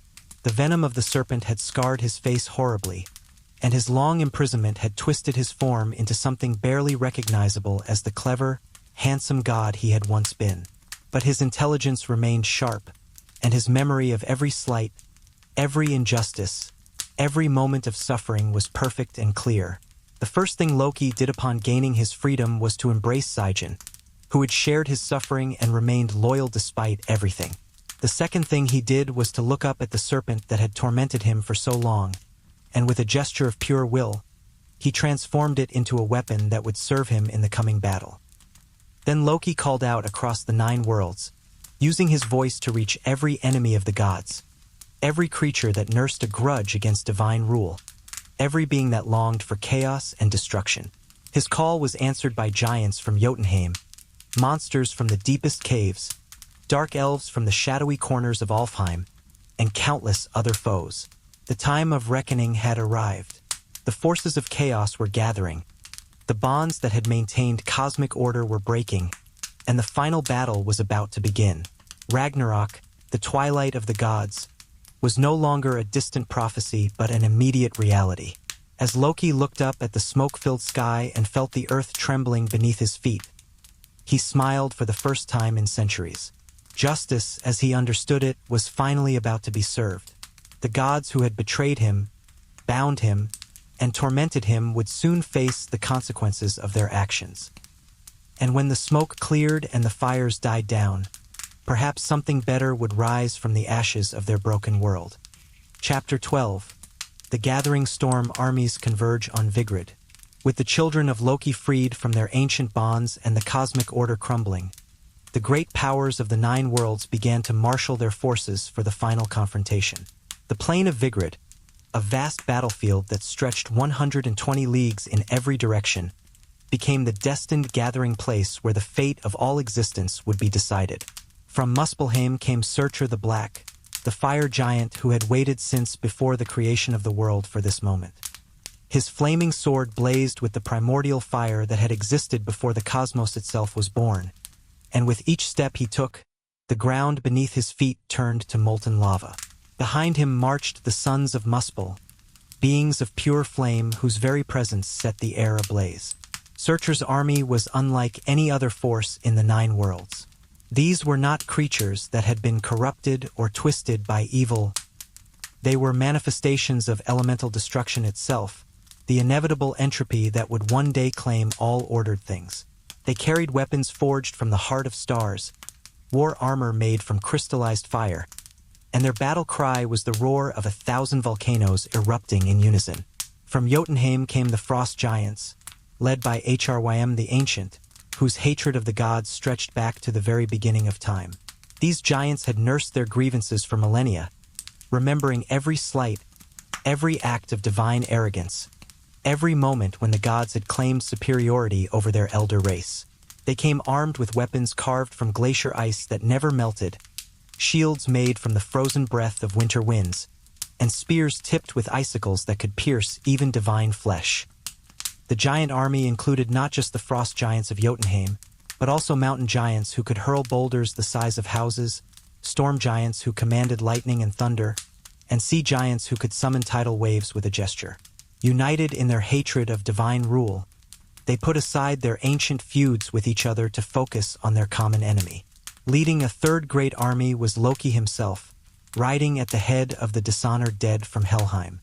These were not the noble Einherjar who feasted in Valhalla, but the oath-breakers, murderers, and cowards who had been denied a place among the heroic slain.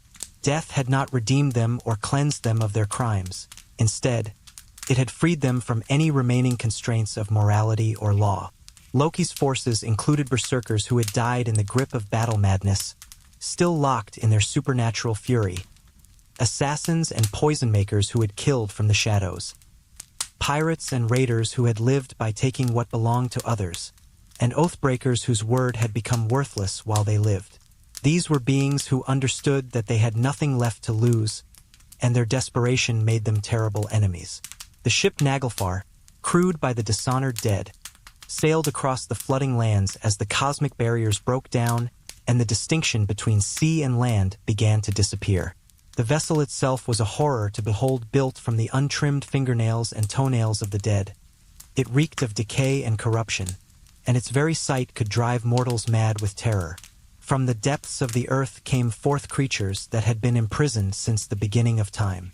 The dragon NHGGR, who had gnawed at the roots of Yggdrasil for countless ages, finally broke free from the cosmic tree and took to the sky, his wings blotting out what little light remained.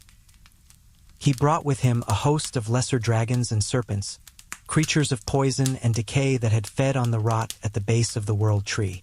Even the dead themselves began to rise from their graves as the barriers between life and death weakened. In Midgard, graveyards burst open and the corpses of the unquiet dead shambled forth to join the armies of chaos. These were not the honorable dead who had found peace in Helheim, but the restless spirits of those who had died with unfinished business, unfulfilled oaths, or unresolved hatred. The very landscape began to participate in the gathering storm.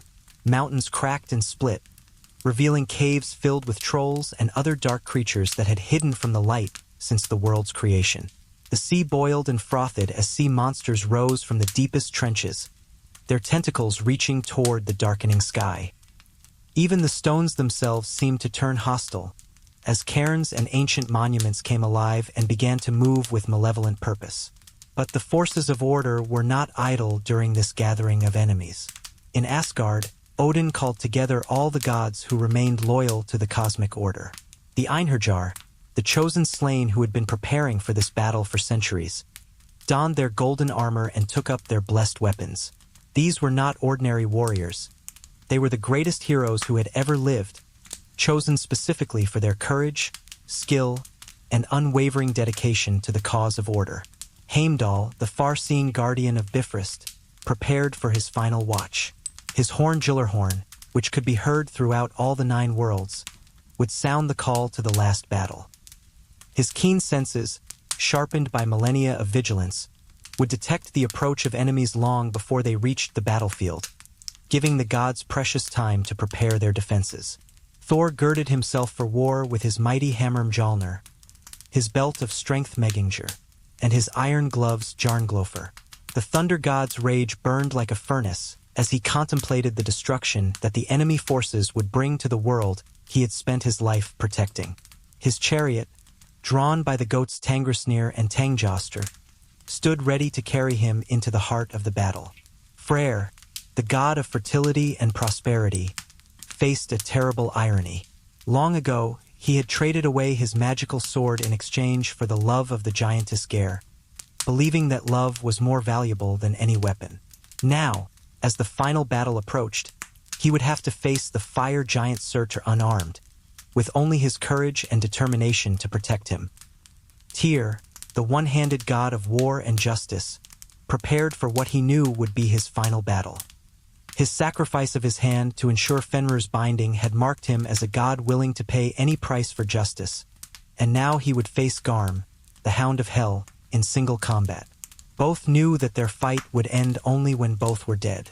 Vidar the Silent, Odin's son, prepared for his own destined role in the coming battle. Prophecy had foretold that he would survive Ragnarök and avenge his father's death by slaying Fenrir, but he also knew that survival would come at a terrible cost. He wore the thick boot that had been crafted specifically for this purpose, made from all the leather scraps that cobblers had discarded throughout history. Even the mortal heroes of Midgard felt the call to battle. Throughout the human world, the greatest warriors took up their weapons and marched toward the sound of Heimdall's horn. They knew they were going to their deaths, but they also knew that some causes were worth dying for, that the forces of chaos and destruction had to be opposed even if victory was impossible. The light elves of Alfheim chose to stand with the gods, their radiant beauty and magical abilities adding to the forces of order.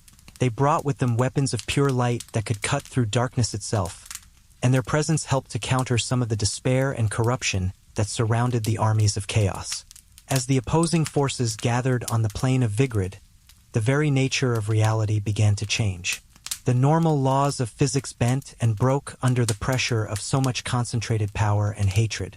Time moved irregularly, sometimes racing forward, sometimes crawling at a glacial pace. Space folded in on itself, bringing distant locations close together while making nearby objects seem impossibly far away. The sky above the battlefield became a canvas of impossible colors as the cosmic order collapsed.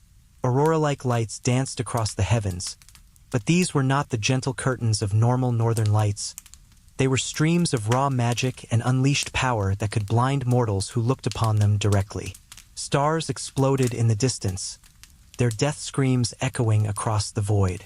Weather patterns became chaotic and unpredictable.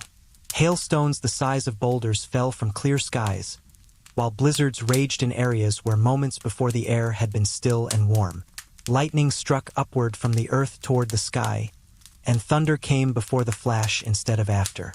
The very elements seemed to be rebelling against the natural order. As the final moments before the battle approached, both sides paused to take stock of their enemies. The forces of order, though outnumbered, were united in their purpose and strengthened by the righteousness of their cause. They fought not for conquest or revenge, but to preserve the beauty and meaning that existence could contain. The forces of chaos, vast and terrible, were driven by accumulated grievances and the desire to tear down everything that the gods had built. They sought not to create something better, but simply to destroy what they saw as an unjust and oppressive system. Their strength lay in their desperation and their willingness to sacrifice everything for their cause.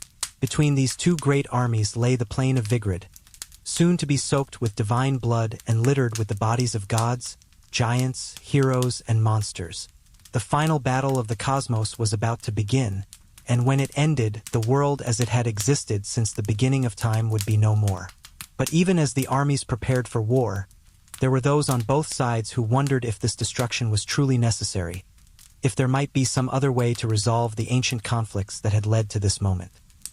These voices of peace and reason, however, were drowned out by the roar of battle cries and the thunder of approaching doom. The time for words had passed. The time for war had come, and in that war, everything that had ever existed would be put to the ultimate test. Chapter 13. The final battle Ragnarök begins. The last battle of the gods began not with a charge or a battle cry, but with a sound that had never been heard before in all the long history of the cosmos, the final note of Heimdall's horn Gyllarhorn, blown with such force and desperation that its voice carried to every corner of the 9 worlds and beyond, into the void itself.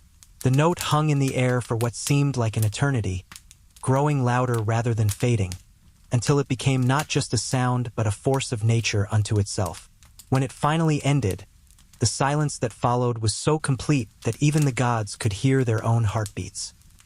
And then, with a roar that shook the foundations of reality, the battle was joined.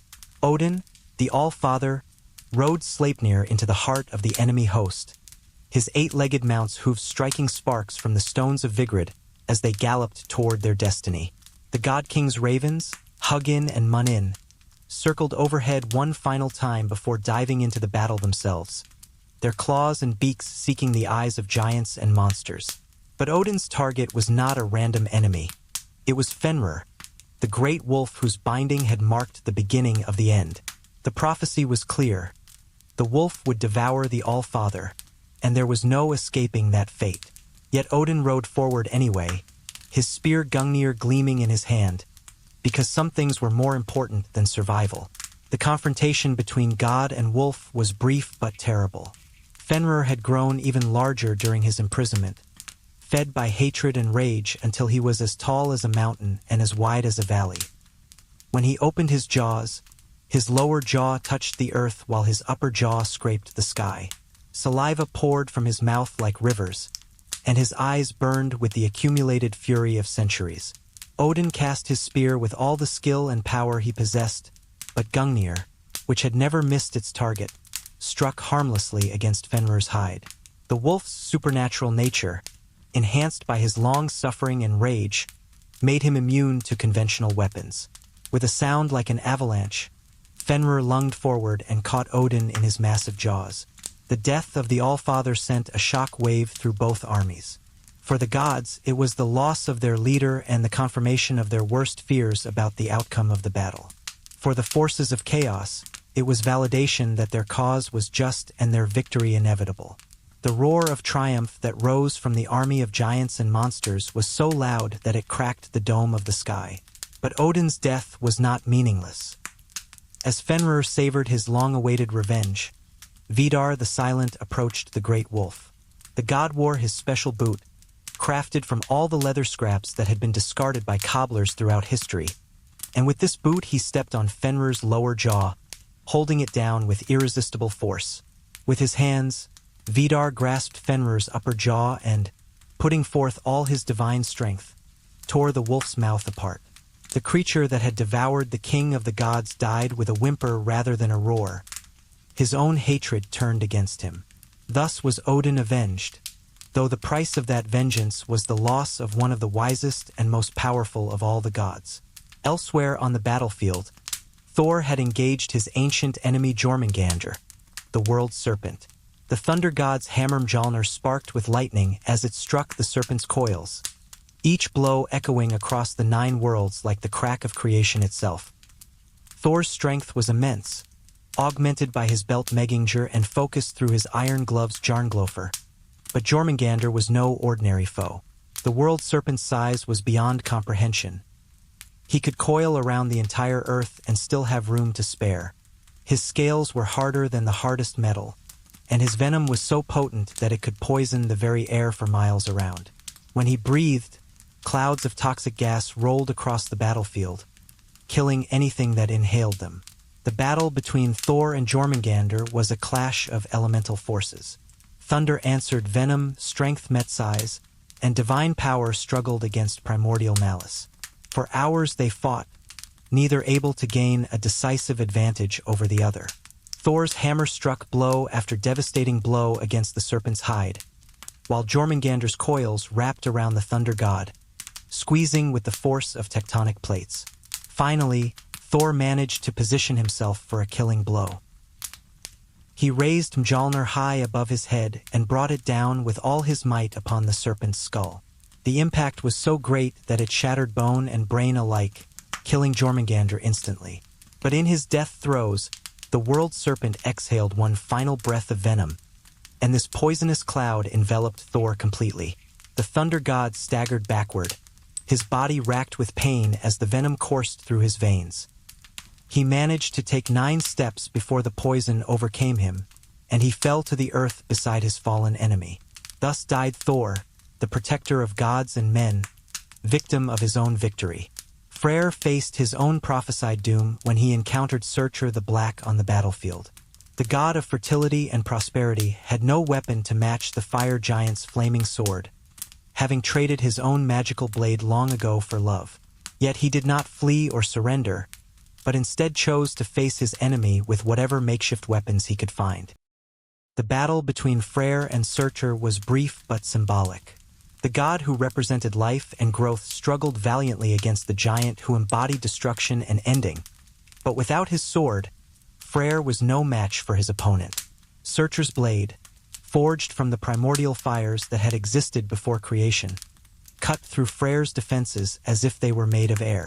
As Freyr fell, bleeding his life away onto the stones of Vigrid. He looked up at his killer and spoke his final words. "Your victory today will be complete, but what will you do tomorrow when there is nothing left to burn?"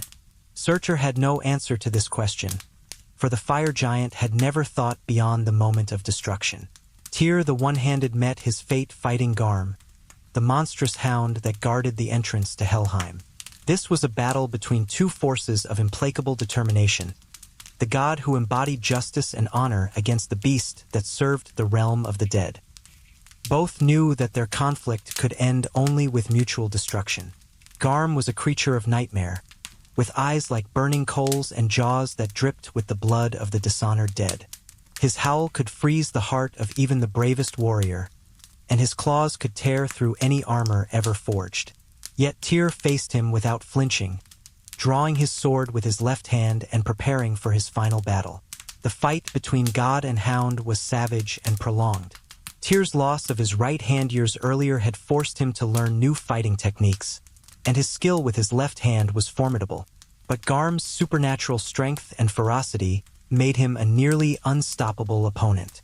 In the end, both warrior and beast dealt mortal wounds to each other, dying within moments of each other as their blood mingled on the battlefield. Heimdall, the far-seeing guardian, had his own destined opponent in Loki, the trickster whose crimes had set all these events in motion. The confrontation between these two ancient enemies was as much philosophical as it was physical, for they represented opposing approaches to existence itself. Heimdall stood for order, vigilance, and the protection of established boundaries. He had spent millennia watching for threats to the cosmic order, never sleeping, always alert. Loki represented chaos, change, and the dissolution of all restrictions.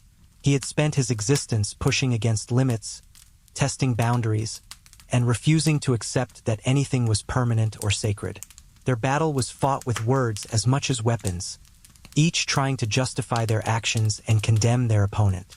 Heimdall spoke of duty, honor, and the greater good. Loki countered with accusations of oppression, stagnation, and blind obedience to unjust authority. Neither could convince the other, and eventually, their debate turned to violence. The fight between Heimdall and Loki was the most evenly matched of any on the battlefield. Both possessed supernatural abilities, cunning intelligence, and complete dedication to their cause. They struck each other blow for blow, neither able to gain a decisive advantage. In the end, they died as they had lived locked in eternal opposition, each dealing the killing stroke to the other at precisely the same moment. As these individual battles raged across the plain of Vigrid, the greater armies clashed in a melee that defied description. The Einherjar, those heroes chosen for Valhalla, fought with the skill and courage that had earned them their places among the honored dead. But they were vastly outnumbered by the forces of chaos, and one by one, even the greatest heroes fell beneath the assault of giants, monsters, and vengeful spirits. The Light Elves fought bravely beside their divine allies, their weapons of pure radiance cutting through the darkness that surrounded the enemy forces. But for every monster they slew, two more seemed to take its place, and gradually they too were overwhelmed. The surviving gods, those who had not yet met their prophesied dooms, fought with desperate courage, knowing that they were witnessing the end of everything they had worked to build and protect. But even divine power had its limits, and the forces of entropy and destruction seemed inexhaustible. As the battle reached its climax, the very landscape of Vigrid began to change. The blood of gods and giants soaked into the earth, turning it red and then black. The bodies of the fallen were piled so high that they formed new hills and mountains. The weapons of the dead created forests of metal and magic that would never rust or decay. And above it all, watching from his position at the edge of the battlefield, stood Searcher the Black, waiting for his moment to complete the work of destruction that had been prophesied since the beginning of time. His flaming sword grew brighter with each death, fed by the dissolution of the cosmic order that each fallen warrior represented. The fire giant knew that his role in this drama was not yet finished. The deaths of individual gods and heroes, tragic as they were merely the prelude to his true purpose. When the last sword had struck its final blow, when the last word of defiance had been spoken, Then Searcher would raise his blade and bring about the final conflagration that would consume all the 9 worlds in cleansing fire. The battle was nearly over, but the end of everything was just beginning. Chapter 14. The Worldfire Searcher's Final Act. As the last echoes of battle faded across the blood-soaked plain of Vigrid, an eerie silence descended upon the scene of cosmic devastation. The greatest warriors who had ever lived lay motionless among the broken weapons and shattered shields of gods and giants alike. The forces of order and chaos had destroyed each other with such thoroughness that hardly any living being remained to witness what would come next. But one figure still stood among the carnage. Searcher the Black, the fire giant whose destiny had been written in flames since before the creation of the world. His sword, forged from the primordial fires that had burned before existence itself began, blazed brighter than ever, fed by the dissolution of cosmic order that surrounded him on all sides. The fire giant surveyed the destruction with eyes like molten stars, feeling neither satisfaction nor regret at what he saw. This was not victory or defeat in any meaningful sense. It was simply the fulfillment of fate, the completion of a cycle that had been set in motion when the first gods had killed Ymir and shaped the world from his corpse. Everything that had been built upon that foundation of violence was now returning to the void from which it had emerged. Searcher raised his flaming sword high above his head, and as he did so, the weapon began to grow and change. The blade stretched upward until it seemed to pierce the dome of the sky itself, and its fire spread outward in all directions like the birth of a new sun. But this was not the gentle light that had once warmed the world. This was the cleansing fire of endings, the flame that would reduce all complexity back to simple energy. The conflagration began slowly, with small fires springing up spontaneously across the battlefield. The wooden hafts of spears and axes caught first, then the leather bindings of shields and armor. The clothing of the dead began to smolder and burn, and soon the very ground itself was ablaze with supernatural fire that fed on matter and energy alike. From Vigrid, the fire spread outward in an ever-expanding circle of destruction. It raced across the plains and valleys of Midgard, consuming forests that had stood since the world's creation and cities that had taken generations to build. The flames leaped across rivers and lakes, boiling the water away to steam before continuing their inexorable advance. The fire was not merely destructive, it was transformative. Everything it touched was not simply reduced to ash, but was broken down into its component elements and then beyond, until even the basic building blocks of matter dissolved back into pure energy. This was the undoing of creation itself, the reversal of every act of making and building that had occurred since the beginning of time. In Asgard, the golden halls of the gods began to glow and melt as the cosmic fire reached them. Gladsheim, Odin's great hall with its 540 doors, became a furnace of divine metal and enchanted wood. Valhalla, where the Einherjar had feasted and fought in preparation for this very day, collapsed into molten streams of gold and silver that flowed like rivers through the streets of the divine city. The Rainbow Bridge Bifrost, which had connected the realms of gods and men for millennia, shimmered and wavered before dissolving into component colors that scattered across the burning sky. Without the bridge to maintain the boundaries between worlds, the 9 realms began to collapse into each other, creating a cosmic maelstrom of conflicting realities and natural laws. Yggdrasil, the great world tree that had been the axis of all existence, began to burn from root to crown. The mighty ash had withstood every trial and tribulation since the beginning of time, but even its supernatural resilience could not stand against Searcher's fire. As the tree burned, the various creatures that had lived within its branches and roots perished in the flames. The eagle that had perched in Yggdrasil's crown fell blazing from the sky, its great wings spread wide as it plummeted toward the earth. The dragon NHGGR, which had gnawed at the tree's roots for countless ages, was consumed by the very fires that had fed on the rot he had created.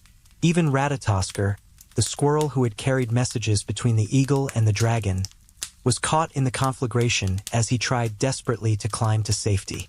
The 3 wells at the base of Yggdrasil, the Well of Ward where the Norns had woven fate, the Well of Mimir that had contained all wisdom, and the Well of Fergelmir from which all rivers had flowed boiled away to nothing, taking with them the sources of destiny, knowledge, and life itself. As the world tree burned, its destruction sent shock waves through all of reality. The carefully maintained balance between order and chaos, creation and destruction, existence and void, finally collapsed entirely. Time itself began to break down, with past, present, and future becoming meaningless concepts in a reality where cause and effect no longer operated according to any recognizable rules. The fire consumed Jotunheim, melting the eternal glaciers and turning the ancient strongholds of the giants into pools of molten stone. Alfheim burned like a second sun as the light elves and their radiant halls were consumed by flames brighter than their own luminous forms. Svartalfheim collapsed as the underground forges of the dwarfs exploded, their magical fires joining with Surtur's conflagration to create new forms of destruction. Vanaheim, home of the Vanir gods, disappeared in a column of flame that reached to the highest heavens. Niflheim, the primordial realm of ice and mist, was transformed into clouds of superheated steam that obscured what little remained of the sky.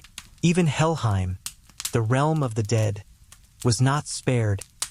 The gray halls where the dishonored dead had wandered in twilight became furnaces of purification. But perhaps most symbolically significant was the burning of Midgard, the world of humans that had been the gods' greatest creation and their most cherished responsibility. The mortals for whom the gods had fought and died, the men and women who had built civilizations and created art and literature and music, all perished in the flames along with every trace of their achievements. Libraries burned, taking with them the accumulated wisdom of generations. Temples crumbled, erasing the sacred spaces where mortals had worshipped and prayed. Artworks melted, destroying the beautiful things that had given meaning and joy to countless lives. Even the simplest human dwellings, the humble cottages where families had loved and laughed and dreamed, were reduced to nothing by the all-consuming fire. The oceans themselves began to boil as Surtur's fire reached even the deepest trenches. Sea creatures of every kind perished in the superheated water, from the smallest fish to the greatest whales. The very water that had been essential to all life was transformed into scalding steam that rose into the darkening sky. As the fire consumed everything, the fundamental forces that had held the cosmos together began to fail. Gravity weakened and then reversed, causing the burning remains of worlds to drift apart rather than holding together. The strong nuclear force that held atoms together began to fluctuate wildly, causing matter to spontaneously transform or simply cease to exist. Even light itself began to behave strangely, bending and twisting through dimensions that had not existed moments before. The gods who had survived the battle, few though they were, could do nothing but watch as everything they had built and protected was unmade before their eyes. Some tried to fight the fire with their remaining powers, but their magic was like drops of water against an ocean of flame. Others simply stood in stunned silence, overwhelmed by the magnitude of the destruction. Surtur himself began to change as his great work neared completion. The fire giant's form grew larger and more diffuse, merging with the cosmic conflagration he had unleashed. His individual identity began to dissolve as he became one with the force of universal destruction, a personification of entropy itself rather than a distinct being with thoughts and desires. As the last vestiges of the ordered cosmos burned away, even Surtur's consciousness began to fade. He had fulfilled his purpose, completed the work that had been ordained since before time began, but in doing so he had made himself obsolete. The fire that consumed everything else would ultimately consume him as well, for there could be no exceptions to the universal dissolution. The 9 worlds collapsed into a single point of infinite heat and energy, a cosmic furnace where all the matter and force that had ever existed was compressed into an impossibly small space. For a moment that lasted both forever and no time at all, this point blazed with the intensity of every sun that had ever shone, every lightning bolt that had ever struck, every fire that had ever burned. And then, in a silence more profound than any that had ever existed, the fire went out. Chapter 15. The Great Silence After the Fire. What followed the extinction of Surtur's cosmic fire was not darkness in any sense that mortal minds could comprehend, for darkness implies the absence of light, and light itself no longer existed as a concept. What remained was something far more fundamental, the void that had existed before creation, the Janunga gap that had preceded even the first stirrings of existence. But this void was different from the primordial gap that had existed before the world's creation. That earlier emptiness had been pregnant with possibility, alive with potential, waiting to give birth to something new. This new void was heavy with the memory of what had been lost, saturated with the echoes of every word that had been spoken, every song that had been sung, every laugh that had brightened a dark day. The silence was not merely the absence of sound, it was the negation of the very possibility of sound. There was no air to carry vibrations, no ears to hear them, no minds to interpret them. Yet somehow, in ways that transcended physical reality, the void seemed to remember the voices that had once filled it. The last words of dying gods, the final prayers of mortals, the death songs of worlds themselves, all hung in the emptiness like ghosts of meaning in a universe that no longer had any use for significance. Time, which had been wounded and distorted during the final battle, finally ceased to exist entirely. There was no before or after, no sequence of events, no causation linking one moment to the next. The concept of duration became meaningless in a reality where nothing changed because there was nothing left to change. Past, present, and future collapsed into a single eternal instant that was simultaneously infinitely long and infinitely brief. Space, too, lost all meaning in the post-fire void. There was no here or there, no distance or direction, no up or down. The void was not large or small. It simply was, containing nothing and everything, bounded by its own existence and unlimited by any external reference points.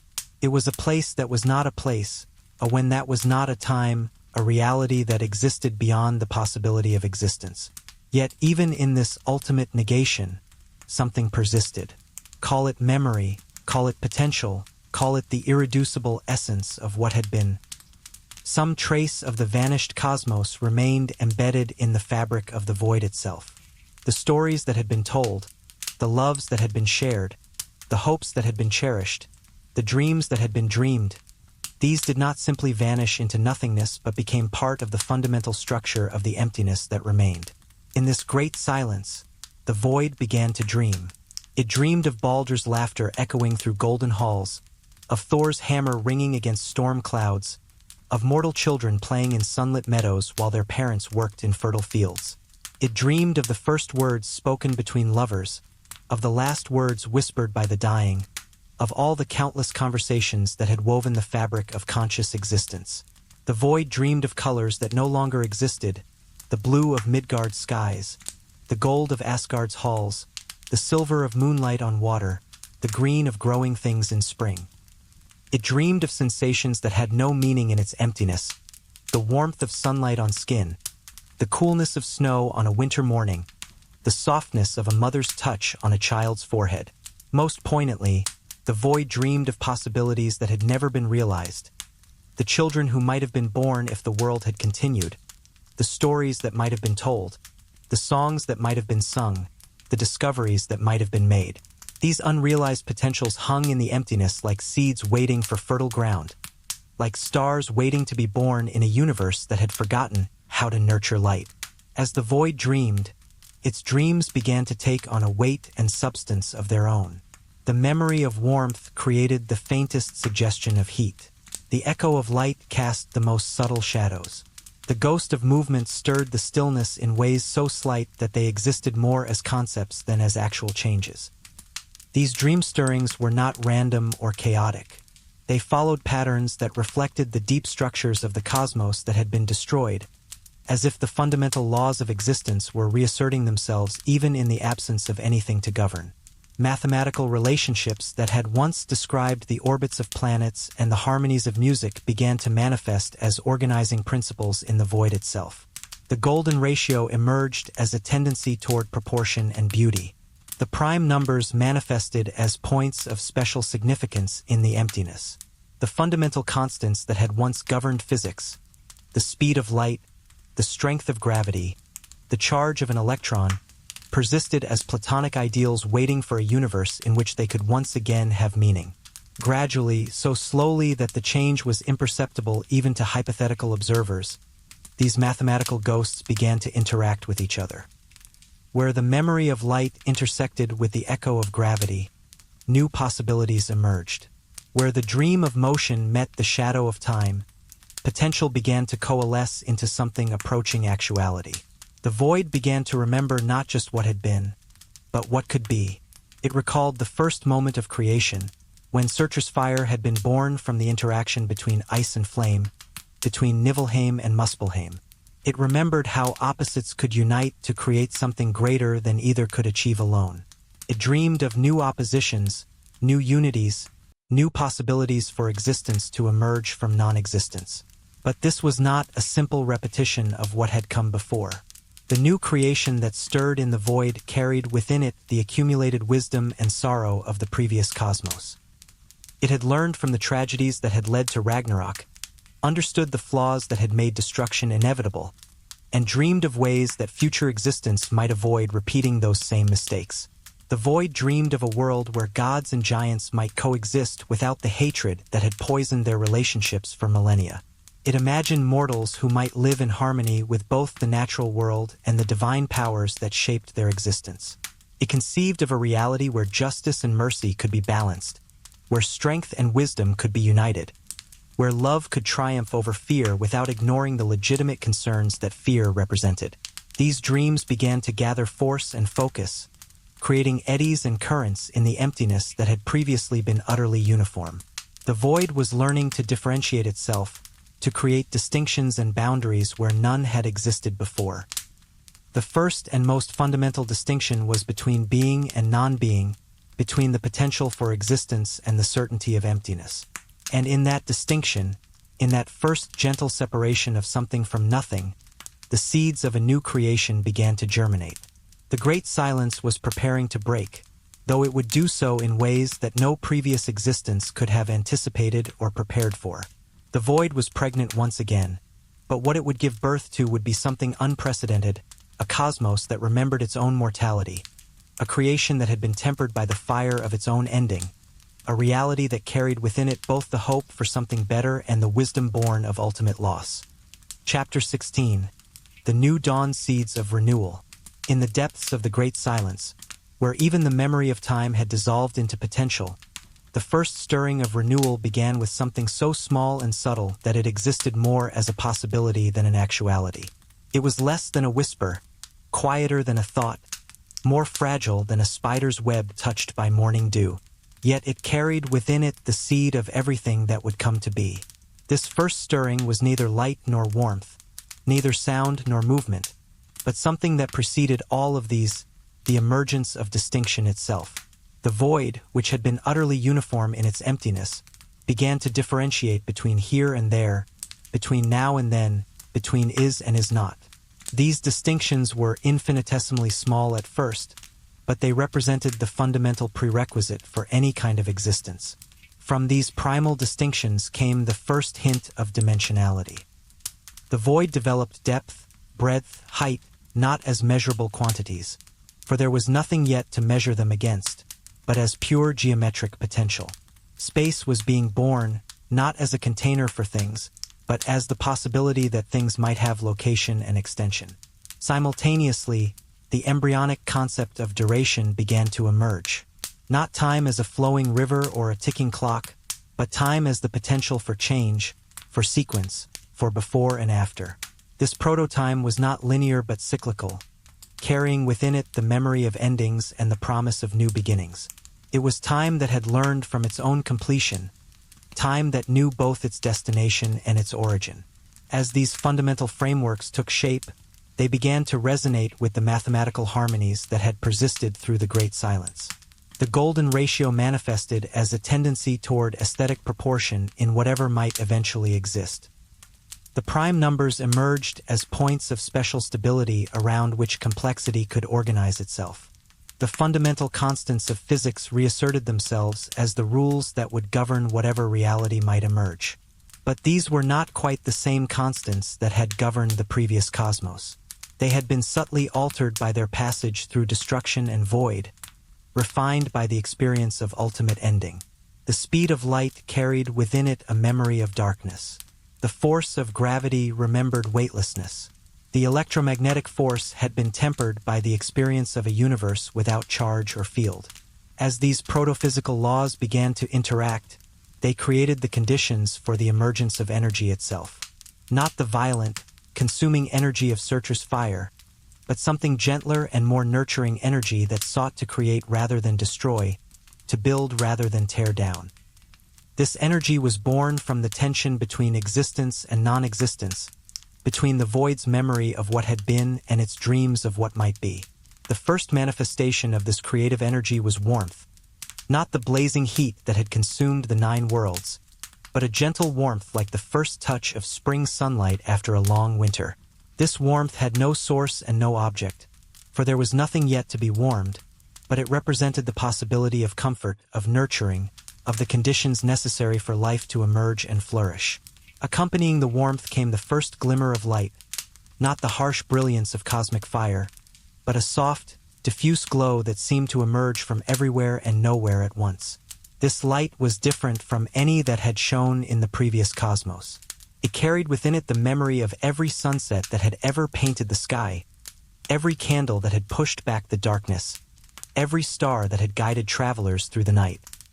As warmth and light began to fill the emerging space, they encountered the echo of waters that had once flowed through the 9 worlds. These were not the salt tears of grief or the bitter streams of sorrow, but the sweet waters of renewal, rain that promised growth, springs that offered refreshment, rivers that carried life from place to place. The water remembered its role as the medium of life, the solvent of possibility, the connection between all living things. The interaction between light, warmth, and water created the conditions for the first stirrings of life itself. But this was not life as it had existed before, not the desperate struggle for survival in a hostile universe, but life as a celebration of existence, life as the natural expression of the cosmos's joy in its own being. This proto-life was patient and gentle, taking whatever time it needed to establish itself properly. The first forms this life took were incredibly simple, not even organisms in any recognizable sense, but patterns of organization that preferred existence to non-existence, complexity to simplicity, beauty to ugliness. They were like thoughts learning to think themselves, like songs learning to sing themselves, like stories learning to tell themselves.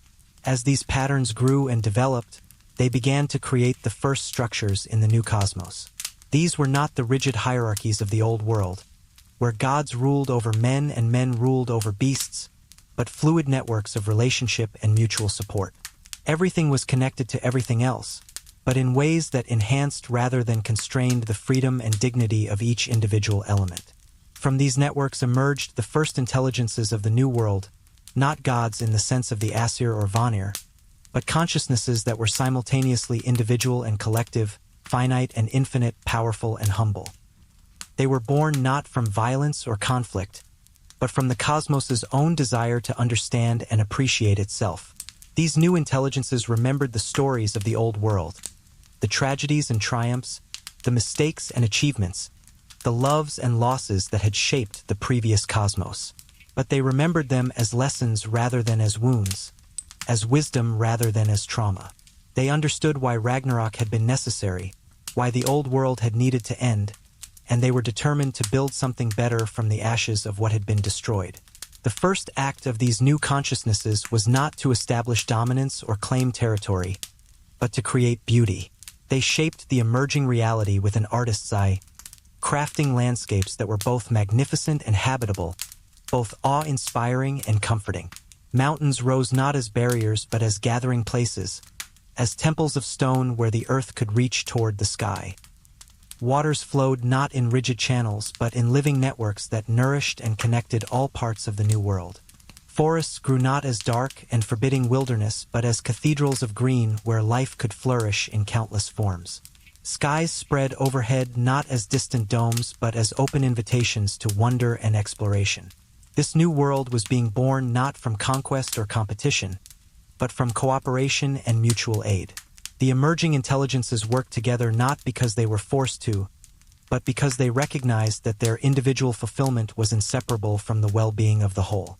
They had learned the great lesson that the old cosmos had failed to master, that true strength comes not from domination but from service, not from taking but from giving. As the new reality continued to unfold, it became clear that this was not simply a repetition of what had come before, but something genuinely unprecedented. This was a cosmos that had learned from its own ending, a creation that had been purified by the fire of its own destruction, a reality that carried within it both the accumulated wisdom of the past and the unlimited potential of the future. The great silence was ending, not with the violent thunderclap of cosmic explosion, but with the gentle whisper of growth, the soft murmur of awakening, the quiet song of a universe learning to love itself. And in that song, the attentive listener might hear echoes of voices long silent: Baldr's laughter, Thor's noble rage, Odin's endless quest for wisdom, not as ghosts haunting the new world, but as blessings woven into its very foundation. The new dawn was breaking, and what it revealed was a cosmos that was simultaneously familiar and utterly transformed, a reality that honored the memory of what had been, while embracing the unlimited possibilities of what might yet become.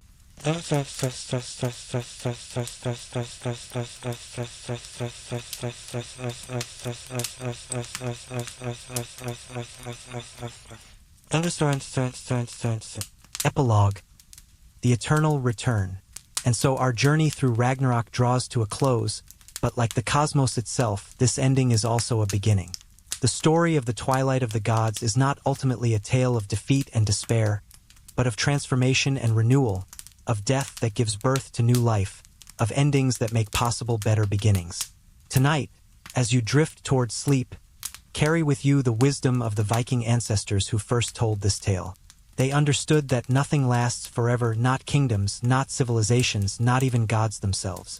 But they also understood that this impermanence is not a tragedy but a gift, for it means that no mistake is final, no defeat is permanent, no winter lasts forever. In your dreams tonight, you might hear the howl of Fenrir or the crash of Thor's hammer, the whisper of prophecy or the crack of breaking bonds. But do not fear these sounds, for they are not omens of ending but promises of beginning. Every night is a small death that gives birth to a new day. Every sleep is a journey to the realm of renewal. Every dawn is a fresh creation rising from the ashes of yesterday. The gods have passed away, but their stories live on. Baldr's light still shines in every act of kindness. Thor's strength still thunders in every moment of courage. Odin's wisdom still whispers in every quest for knowledge. And even Loki's chaos serves its purpose, reminding us that sometimes destruction is necessary for creation, that sometimes we must lose what we have to find what we truly need. Sleep now, knowing that you are part of this eternal cycle of ending and beginning, death and rebirth, Ragnarök and renewal.